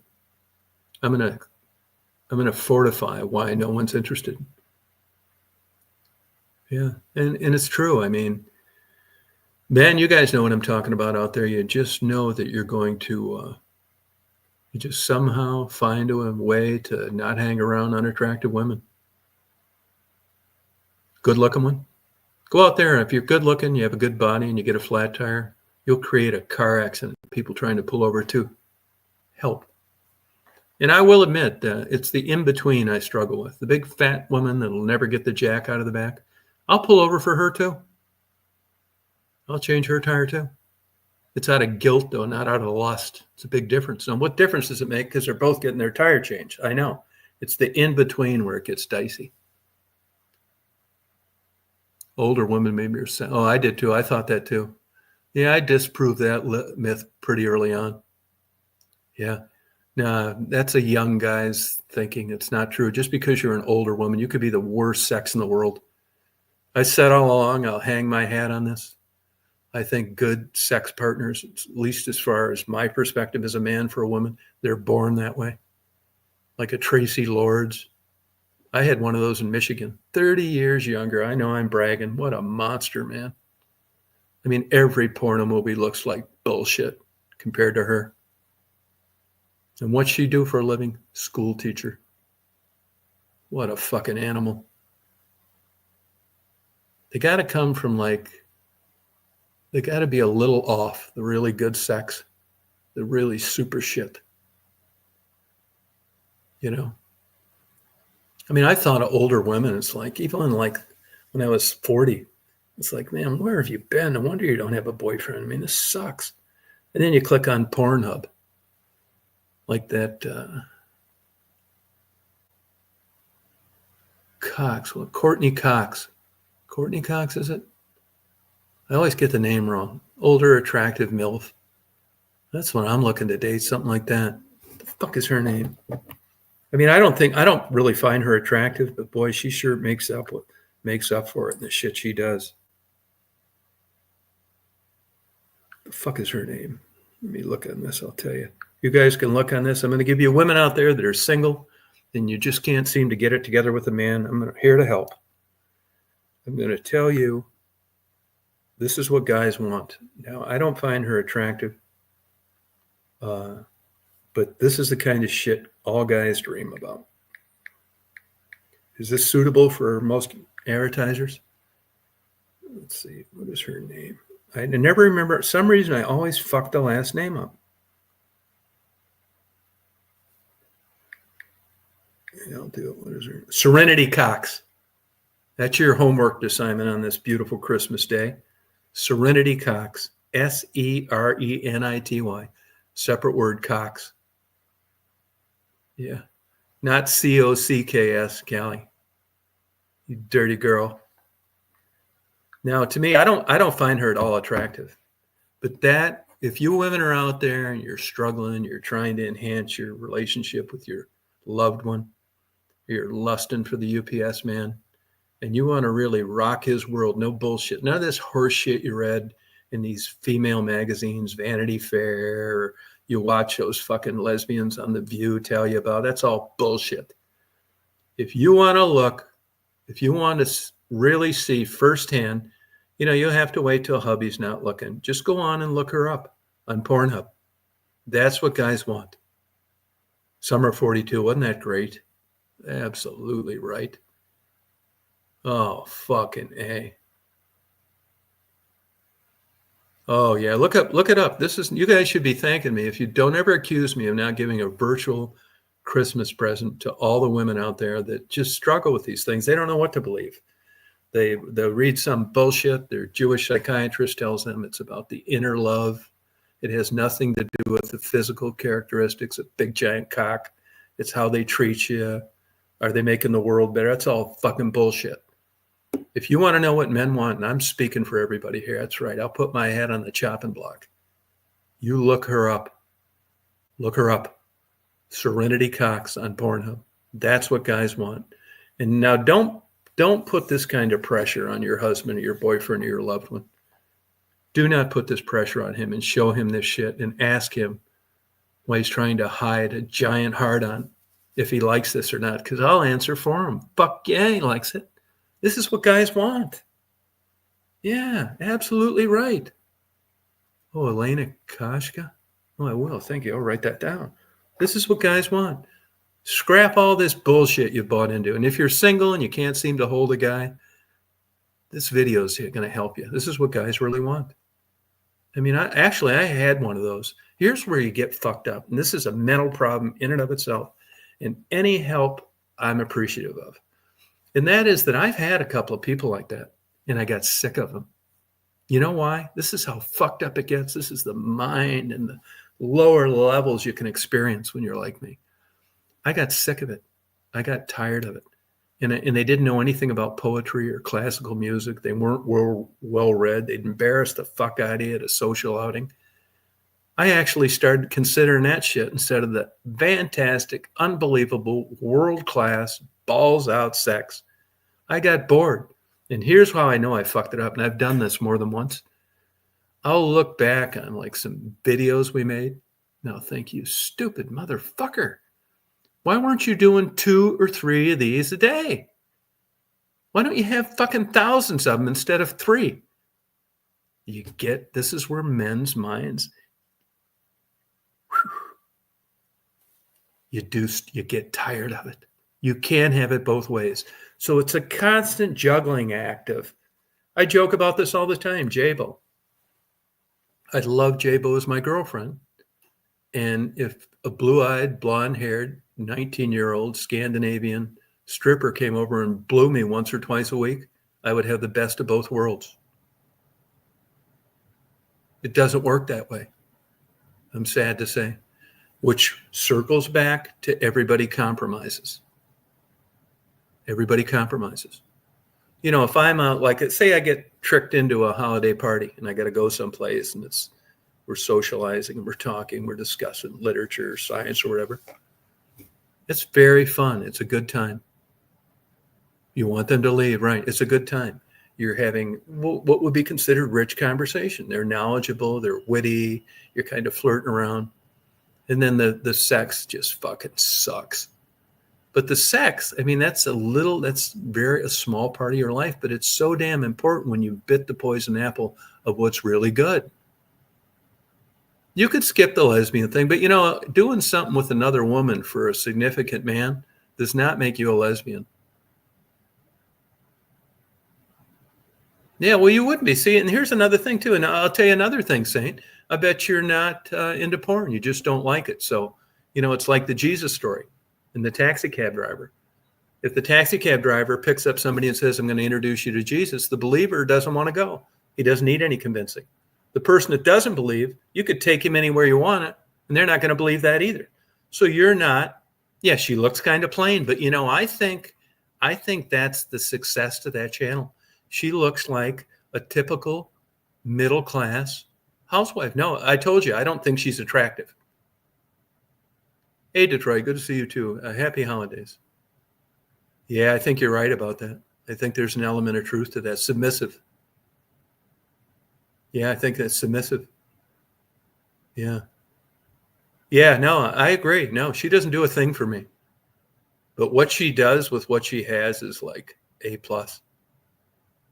But sometimes, I've read a thing on Reddit, and they thought that her appeal was that, if you see somebody with a flawless, perfect body that can't speak English, that is like the unachievable, like the one in a gazillion example. And then when you see somebody like her, I bet she just got tired of working at the dollar store. And I can't figure out which guy's the husband and which in those movies. And like I said, I don't find her. I think her body's not that great. I'll tell you what I've noticed about a lot of these couples that do sex on these sex channels is they get to see themselves later on. And a lot of women, she's an example, because I don't think she's a druggie, is they see some cellulite on their ass, like when the light hits it a certain way, and they don't want that on there. And somebody's convinced them, maybe it's their own inner demons, that they need to get rid of that. And they all, like her as an example, she's lost a lot of weight in the last 6 months. And I think a lot of that probably has to do with a wrinkle of fat she saw on her ass in one of the movies that she didn't want to be there. And she felt like she'd be more marketable if she slimmed down a little. Almost all of them do that. Weird. Elena Koska sounds more blonde. I don't know. Elena, what's her name? I got to look this up. Yeah, thank you. Yeah, this is not suitable for most advertisers. I'll look at. Is that on Pornhub, Jeff? Is that on Pornhub? Or can I just put in that name? Elena. Yeah, there's some beasts on there, though, I'll tell you that, man. Hey, get a Mega Millions, you guys. Over $1 billion. Elena Koshka. See, this is why not monetizing stuff is worth. I don't need to worry about this now, because I don't monetize them. Then I think, yeah, she's cute. Fucking A. Oh, I don't. I'll tell you, I got a thing though. To be honest with you, I'm afraid of these Russian women. I'm afraid of these fucking women. I'm afraid they fucking cut you up into little pieces. I want submissive, even though they're not as attractive to me, like the Thai and the Chinese, Mexican. No, this woman would fucking make a goddamn soup out of you when the money quit. She's 6 foot tall. Yeah, she's super pretty. Yeah, I like her. Yeah. Porno movie star. And you know what? I'll tell you a thing. I got a little turned off when I find out they're from those places, because that could be the Russian mob making her do that shit, which that turns me off. Like if they're forced or coerced or something. But let me tell you, if you think you're going to find the epitome of mental health on a woman in porn too, good luck. I mean, that's fucking low odds. I mean, super low odds. It really is. It is. I mean, I don't know why that's like that. But it is. Like at me, nobody's watched more porn than me. And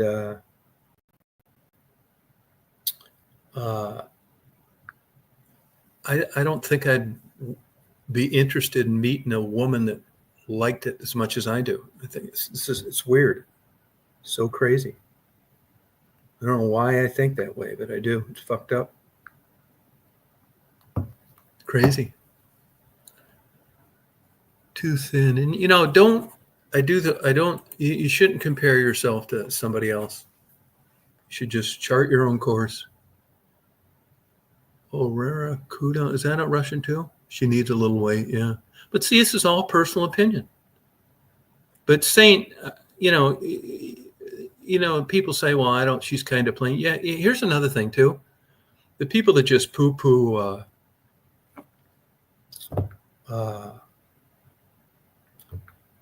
porn and stuff, you're not a voyeur. And if you're not a voyeur, none of this is going to do anything for you. You don't like to watch.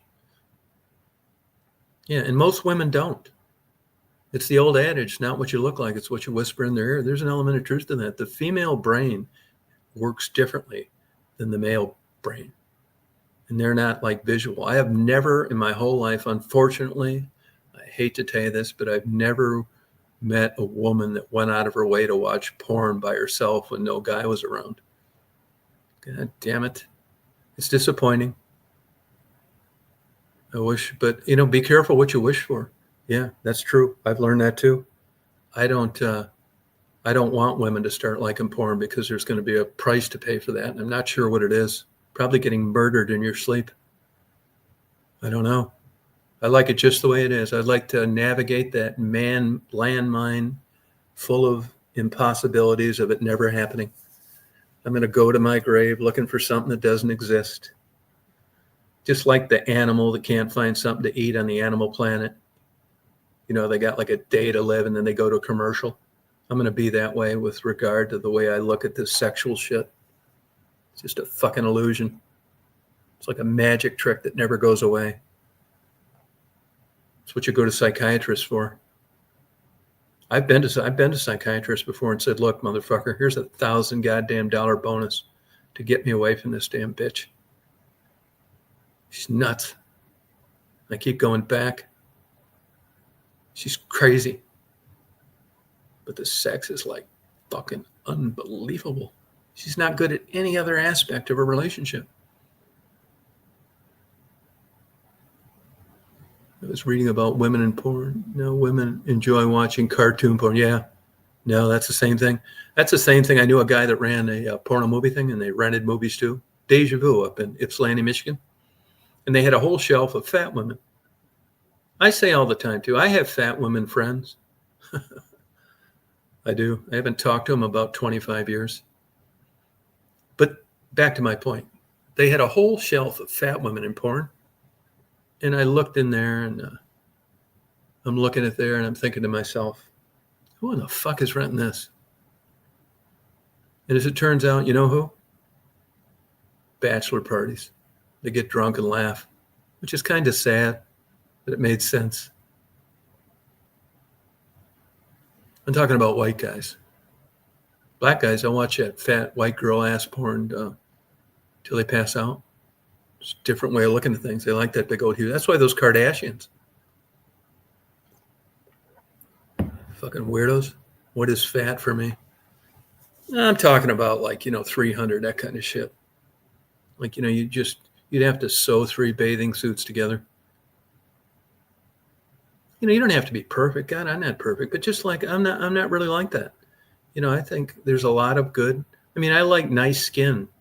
I like feminine looking, not like that chiseled masculine face like somebody said about Cox. That's kind of true. Yeah, you're right. She does lack a little femininity. I agree. Honestly, she looks to me like a heavy smoker at one time. She may still smoke. Although I don't see the lines in her upper lip that I would expect at that age, if that was true. And she looks like there's a possibility she could have been a fat girl that slimmed down a lot. Hey, her body's not that good. The guys who like to be watched. Oh, really? Watch doing what? Needy, how long you been dating this guy now? Is this like a loving relationship, or are you just an older nymphomaniac that get what you can till the sand timer runs out? People are into different relationships for different things. I was reading about women. Cartoon, yeah, that's probably true. It's like the same reason, if you and I go to a strip club in Toledo and we're watching strippers and we're getting drunk, we're there for entirely different reasons than women are at a bachelorette party. They're laughing and gragging their cock, and it's different. It's more of a fun and like show off and daring and bullshit rather than finger banging themselves under the table. It's different. Oh, 1 year. Congratulations to you, Needy. Of course, you're over there in Germany, right? And you guys got a little different take on sexuality than we do over here in the States. I mean, there's things over here that are illegal that are very popular in Europe. Just different way of thinking. So you got a little different slant on the whole thing. Or you think it's cute? Oh, okay. I mean, if you were a guy, if I was a guy and I thought to myself, I'm really going to go out and just knock out as much ass as I could. Oh, I know. That's how it is everywhere now, Terry. And I would join a church and I'd start doing volunteer work. I'd help illiterates read. I'd be getting like raking leaves for old ladies that were quadriplegics. And then I'd be bragging about it at church. I'd just do a bunch of shit like that. I'd volunteer at the Special Olympics and just let everybody slobber over me that won the dash, the 50-yard and the 100-yard dash. I just seemed like a really good guy that cared about his fellow human being. I would never mention sex. I'd hide all my porn. I'd lie about ever going to a strip club and a massage parlor. And I'd just do good things, good works. It's all spelled out. I'd just be very considerate. I'd open the door. I'd take saltpeter on all my dates for about the first month. I just seemed like a guy they'd never met before. Yeah, no, I don't like organized prostitution. Like those red light districts where you go in, you kind of look at them all in a giant aquarium. I don't like that. There's something about a girl that got fucked 50 times the week before I got there that doesn't do much for me. I went out to the Chicken Ranch once, a place out in Paw Rump, Nevada. I didn't go. Honestly, I would have had no problem going, but I didn't find any of them attractive. By that time, I was in my 30s and had a lot of experience. I just thought they were a bunch of old, stretched out, tattooed old bags that wanted too much money. I mean, when I go into a place and they string out 60 women to pick from, and I don't want to get blown by any of them, something's majorly wrong. Yeah, my nephew went and a flight instructor I had, they thought it was just great. Where me, it's like, I don't think so. In other words, there were no girl next door people there. They just looked like an old bunch of fucking used car lot, older women. The worst thing you can do if I go into a horror house is flirt with me. I know better. Let's just start chipping some teeth. I'm not trying to find same to you. Yep, same to you, Jeff. Good luck. You better delete this comment you made about the porn girl. That happy marriage might go south. Not for a hotel with 300 girls you can pick. Yeah, I bet you money there's a good chance. Not that I'm picky either. I wouldn't like them. There's something that happens to the looks of people like that. I don't know whether they're too old or they're druggies or I just like, if you took me to a place and it looked like cheerleaders of the 70s. I mean, I don't even think cheerleaders are that good looking anymore. NFL or college, even high school. I mean, you got these plumpers in there splitting their britches, 210 pounds. They split their legs and rip 18 inches of cloth. I mean, what the fuck? There's no way you could have been a cheerleader back in the 70s and looked like that. I mean, they're just not that great looking. Too much makeup, cheap, boxed, blonde, hair dye. I want natural beauty. I like the idea that, yeah, I did used to like the idea, like these Mormons, like having 13 wives. Yeah. Fuck yeah, it sounds good. But I was thinking of like 13 cheerleaders. It's like, fucking, hey, sign me up, right? And then I saw like on 60 Minutes and some of these other shows where these guys that were married to these 13 women, they're all ugly. Fuck that. I mean, it's bad enough being married to one ugly, let alone 13 of them around. Want to kill yourself. Well, they pay tax. Good for them. Oh yeah, no fucking way. You look at these things where they prosecute these guys. I think this motherfucker deserves to be in prison. He's got 13 ugly wives. What a fucking dumbass. Yeah, 13 ugly wives. I've never seen one example of multiple wives that look good. Now I'll tell you who was banging out the fine ass by the tons. Gaddafi, Saddam Hussein, all those guys. All these fucking tyrant, crazy Muslim rulers. Oh, fucking hey, now we're talking. Shit. But these other people, like, Bill Clinton, Monica Lewinsky, I can understand why I wanted to get blown by her, though. Really cute face, submissive. Just everything you did was great. Didn't have to screw her. Perfect. This makes total sense to a straight guy. But the other, that Gary, was it? No, it wasn't Gary. Who was that? Kerry. Who was fucking around with that Donna Rice? Made sense. Cute. But like Trump and the porno has been movie star and these people have affairs with. It's like, what in the hell are you thinking? You're out of your fucking mind. Yeah, sex slave. Yeah, that's one way of putting it. Yeah, that's what all the people that don't like you thinking that way want to call them. Yeah, probably were in kind of a way. But you're trying to tell me Melania Trump isn't in a way a sex slave? Or Monica Lewinsky? I mean, it depends how you define it. It's true. Yeah, you're probably right. Sex slave. Look at that fucking pervert that had that island that all these liberal politicians went to. What was his name? That fucking Jew. It was fucking that to me that's just egregious criminal behavior. That is wrong. Yeah, Hillary was no, but Bill did like a lot of guys. Arnold Schwarzenegger too. They went with who could further their career. Yeah. Epstein, yeah, that's right. Jenna Ortega, I gotta look that up. Yeah, Epstein, what a fucking weirdo. I mean, I think that's really fucked up, underage girls. I think that any guy that has sex with an underage girl anywhere in the world should really be fucked. It's just not right. Developing mind, it's just wrong. It's not right. And believe me, I see young girls that are really pretty, but you got to know better.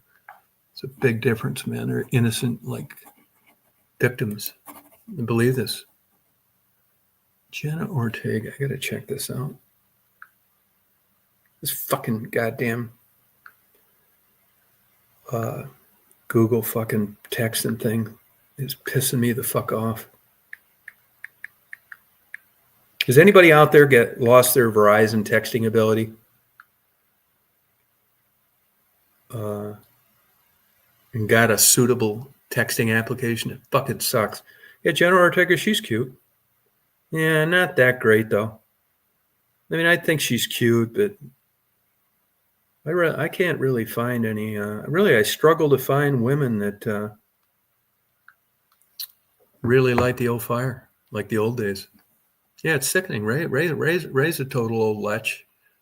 He loves women, but he knows better too. It's sickening. It really is, man. It's not right. Oh, I bet you're right, Terry. Absolutely right. I think you're right. Greg Norman, they're just Kennedy. Yeah. Yeah, good. Yeah, that's exactly right. Yeah, you're right. What a coincidence. He died in prison. You better believe. I think the CIA did that. Yeah, that guy just, same with that Palfrey, who's running that escort service in Washington, D.C. Another fucking psychopath. They think because they use terms like roses instead of dollars and donations instead of fees for blowjobs that everything's going to be fine. It's a big misunderstanding. Nope. Wrong. Diddy's going to find this out. That motherfucker's he's going to be right next to Art Kelly. He will die in prison. He will never get out. Now you'll say, is there a facet of racism? Fuck yeah, there is. You better believe it. All the white guys getting reelected and running big corporations, the black guys, Bill Cosby, Diddy, a dime a dozen, R. Kelly.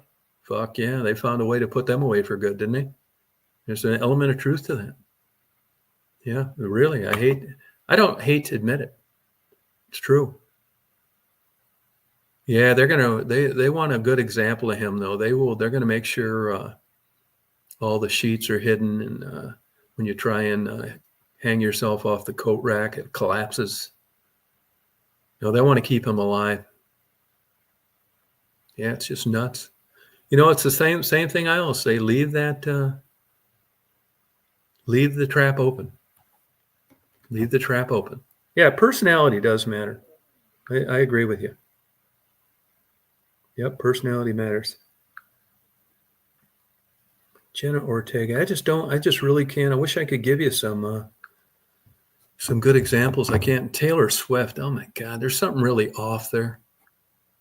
She's just something really weird there. All these fake boyfriends. And if you look at this football player's ex-girlfriends, he was just banging some premium ass, probably pulling their hair and spanking their butt. And either Taylor Swift's done a great job. I think it's a Jewish publicity agent, that she was just getting a little too squeaky clean. I'd like to suggest a black biker bukkake video. But she's just not attractive, weird, strange. But her dating this football player for real, bullshit. Or shit. I think he's getting paid. Oh, you think so, Saint, huh? Really? It's interesting. Yeah, it's like weird, man. I just don't know what to think about this. Yeah, it's odd. Yeah, thank you, Detroit. Some fucking common sense out there. It's odd. Yeah, it sure is. And there's been a whole string of these people, in her life. Is something really fucking weird. Can't keep a guy. I bet she would just be so fucking boring to be around. Yeah, I'm glad. Thanks for recognizing that. Yeah. Really is. I'll tell you another thing. I don't know why I thought of this, but Ray, those girls down there, those streetwalkers getting beat up and stuff and nobody wanting to do anything about it, that's wrong too. It's not okay to rape a prostitute. That is fucked up. Kaya Gerber, I'll check her, but this is a good day today. This is a day of never-ending gifts. What's her name? Oh, okay, Kaya, okay. Gerber baby food. And here's another thing too. Oh yeah, now we're fucking talking. The only thing I see on her that turns me off a little bit is she looks like she may be really hairy. She's got those big caterpillar eyebrows. I like the thin ones that trail off into nothing. I don't like a lot of hair. And she looks a lot older than 23. Yeah, but I bet she's really hairy. No tits either.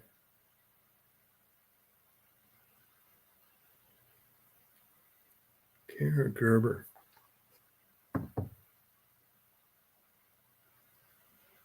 MK Ultra.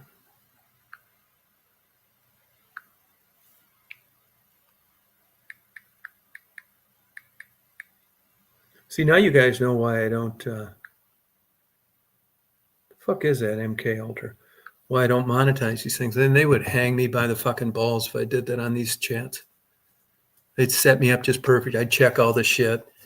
Does it offend anybody? No. Potentially controversial? No. And then I'd fucking do it. And they would just cut me off at the knees. Kaya Gerber, K-A-I-A. Yeah, I think she looks too hairy. Too hairy. Yeah, thank you, Detroit. Looks too hairy for me. I don't think Cindy Crawford's actually looks too hairy too. I don't like those big caterpillar eyebrows. If any of you women are out there struggling and you're having a hard time attracting men, I'll tell you, you're not going to read this. I'll spell it all out to you, man. Not just what I think, but what I've gleaned over the years, empirical observation. what guys really want, what they say they want, what these bullshit magazines talk about. A therapist can't tell you this kind of shit. No, you'll be you'll be ruling the world. Yeah, it's really true. And I get on these things, I end up talking way longer than I thought I would. Well, I think I'm going to sign off, you guys. God, this has been a Christmas present and a half. I thank you. Oh, you think so? Yeah, she doesn't do a thing for me, man. Yeah, Taylor Swift has like zero sex appeal. None. Trans, no, I mean, I can get that. It's not way out. I don't think she's trans, but I know what they're talking about. Same with Maria Shriver. Yeah, Wally Weird. Yeah, they're strange. You're exactly right. And don't forget all the women on here, Terry, Ray, me, Jeff, even though he's happily married. We want to know what you women look like. I want these fucking cartoons or these 10-year, 20-year-old pictures. We want current, updated photos, hopefully of your entire body, not just your face. You don't need to be a beauty queen, but we're tired of these cartoons and these fake shit. We want to know, and we're being honest, and you say you want honesty, so there you go. Jules, get a real picture up there instead of that crazy shit. Saint, that eye peeper thing. Put a real good picture. Now, if that's the one from Europe, the one with the 21-year-old boyfriend, that's a real picture, no problem. Looking good. Oh, same to you, Maze. Thank you. No judgment. No, we're not judging anybody. No. We may compliment the super good-looking ones better than the ones that aren't, but this isn't anything you don't already know. Yeah, thank you, Callie. I appreciate it. Callie, that's a real picture of Callie. I mean, for that age, man, you couldn't be asked for better genes. I mean, you still got some irons in the fire. And I know you know this, which is why you're not 250 fucking pounds with a mustache and beard. Your looks have paid dividends, and you want it to keep on going as long as you can. Yeah, it does get controlling. I think that's like a major thing. Like, Needy, it's always good to have you. Love that picture. Hope it's real. You can leave yours up. We're going to give you a free pass here because we all want to believe that's true. Just a 34-year-old attractive blonde. We need more of those. Miley Cyrus. Yeah, I don't like her personality. Just foul mouth, no tits. I think she's hairy too. Loud and obnoxious. Thank you. Yeah, you got it. Which ruins all. Yeah, absolutely right. But there's some pictures of her in some outfits that she looks good. I agree with you. No, her big mouth and that raspy voice. Talks like a alcoholic shrimp boat captain. No, I haven't. Thank you. I'm going to look that up. Where are those at? Are they on YouTube? Yeah, see, Terry, as he's aged, he's become more tolerant. He doesn't mind the 250 pounds. He just doesn't want the beard. So he's compromised. He's compromised. Do you have comment? No, they're fucking with my shorts now, I think, too. They've been fucking with all the music on all the videos, even though it's paid subscription music. Goodbye, Saint. Katy Perry. Yeah, I don't find her attractive at all. Pasty white. Ugh. I mean, I think she's a talented songwriter, but God, she is not attractive at all. And she's actually dumb enough to go out and put these things where they got some name for it, where they go without makeup. Holy fucking Christ. Why would you do that looking like that? Holy God. Oh, fuck that. 5'3", look 25. Okay, Link, then put the real photo up. Come on up here in this chat right now. Calling you out on this. I'm going to give you women this once lifetime opportunity to come up on this chat and show your faces. We want to see what you're looking like.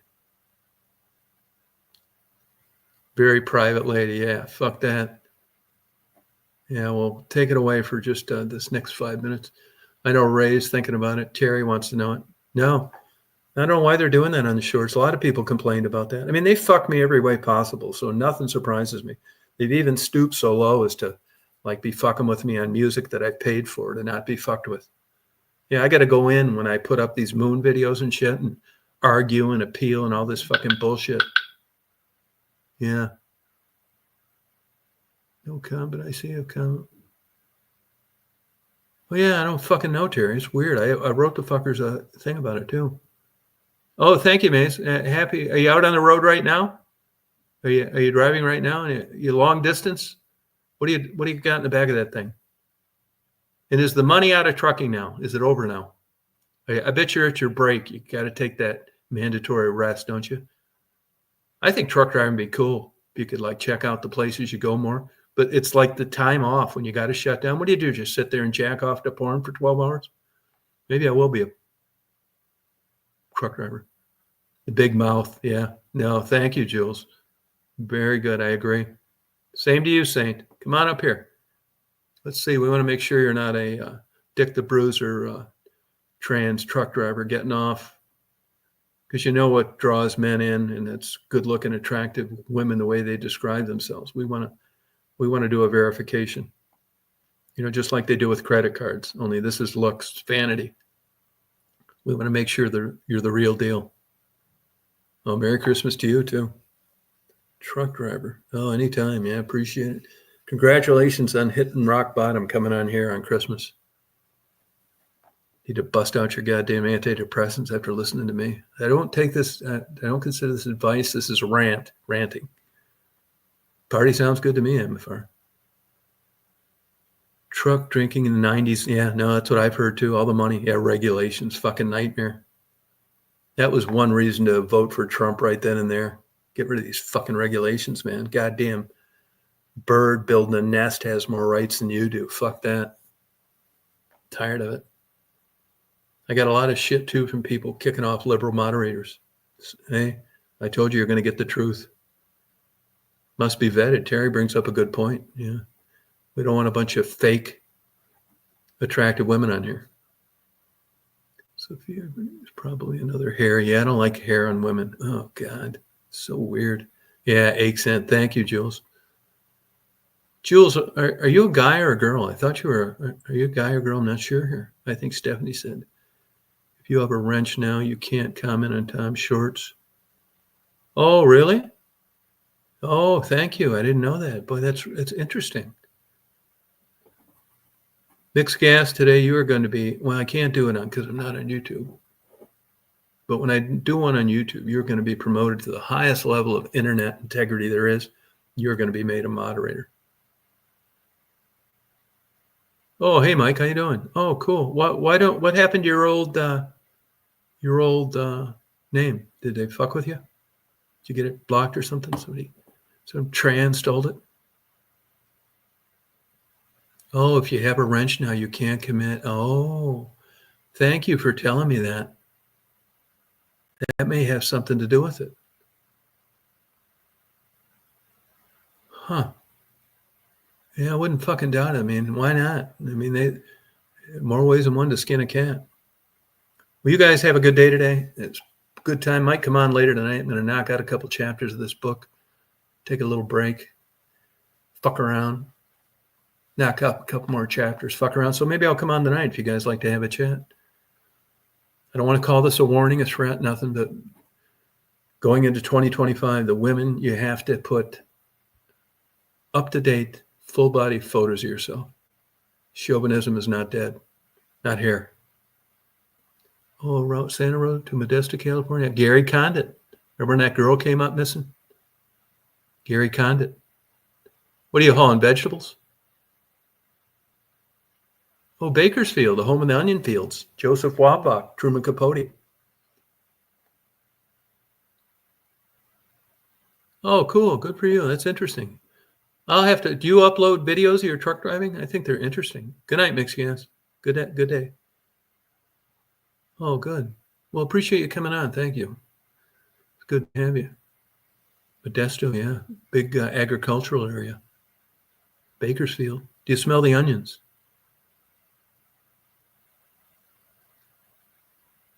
Oh, thank you, Saint. Yeah, I knew you'd do some shit like that. You guys have a good day today, and thanks for coming on. I'll try and come on later tonight. We'll party. Thank you. And Merry Christmas to all the Christians out there. And to the non-Christians, hope you have a good day today. Rock on, party on. Bye, Afar.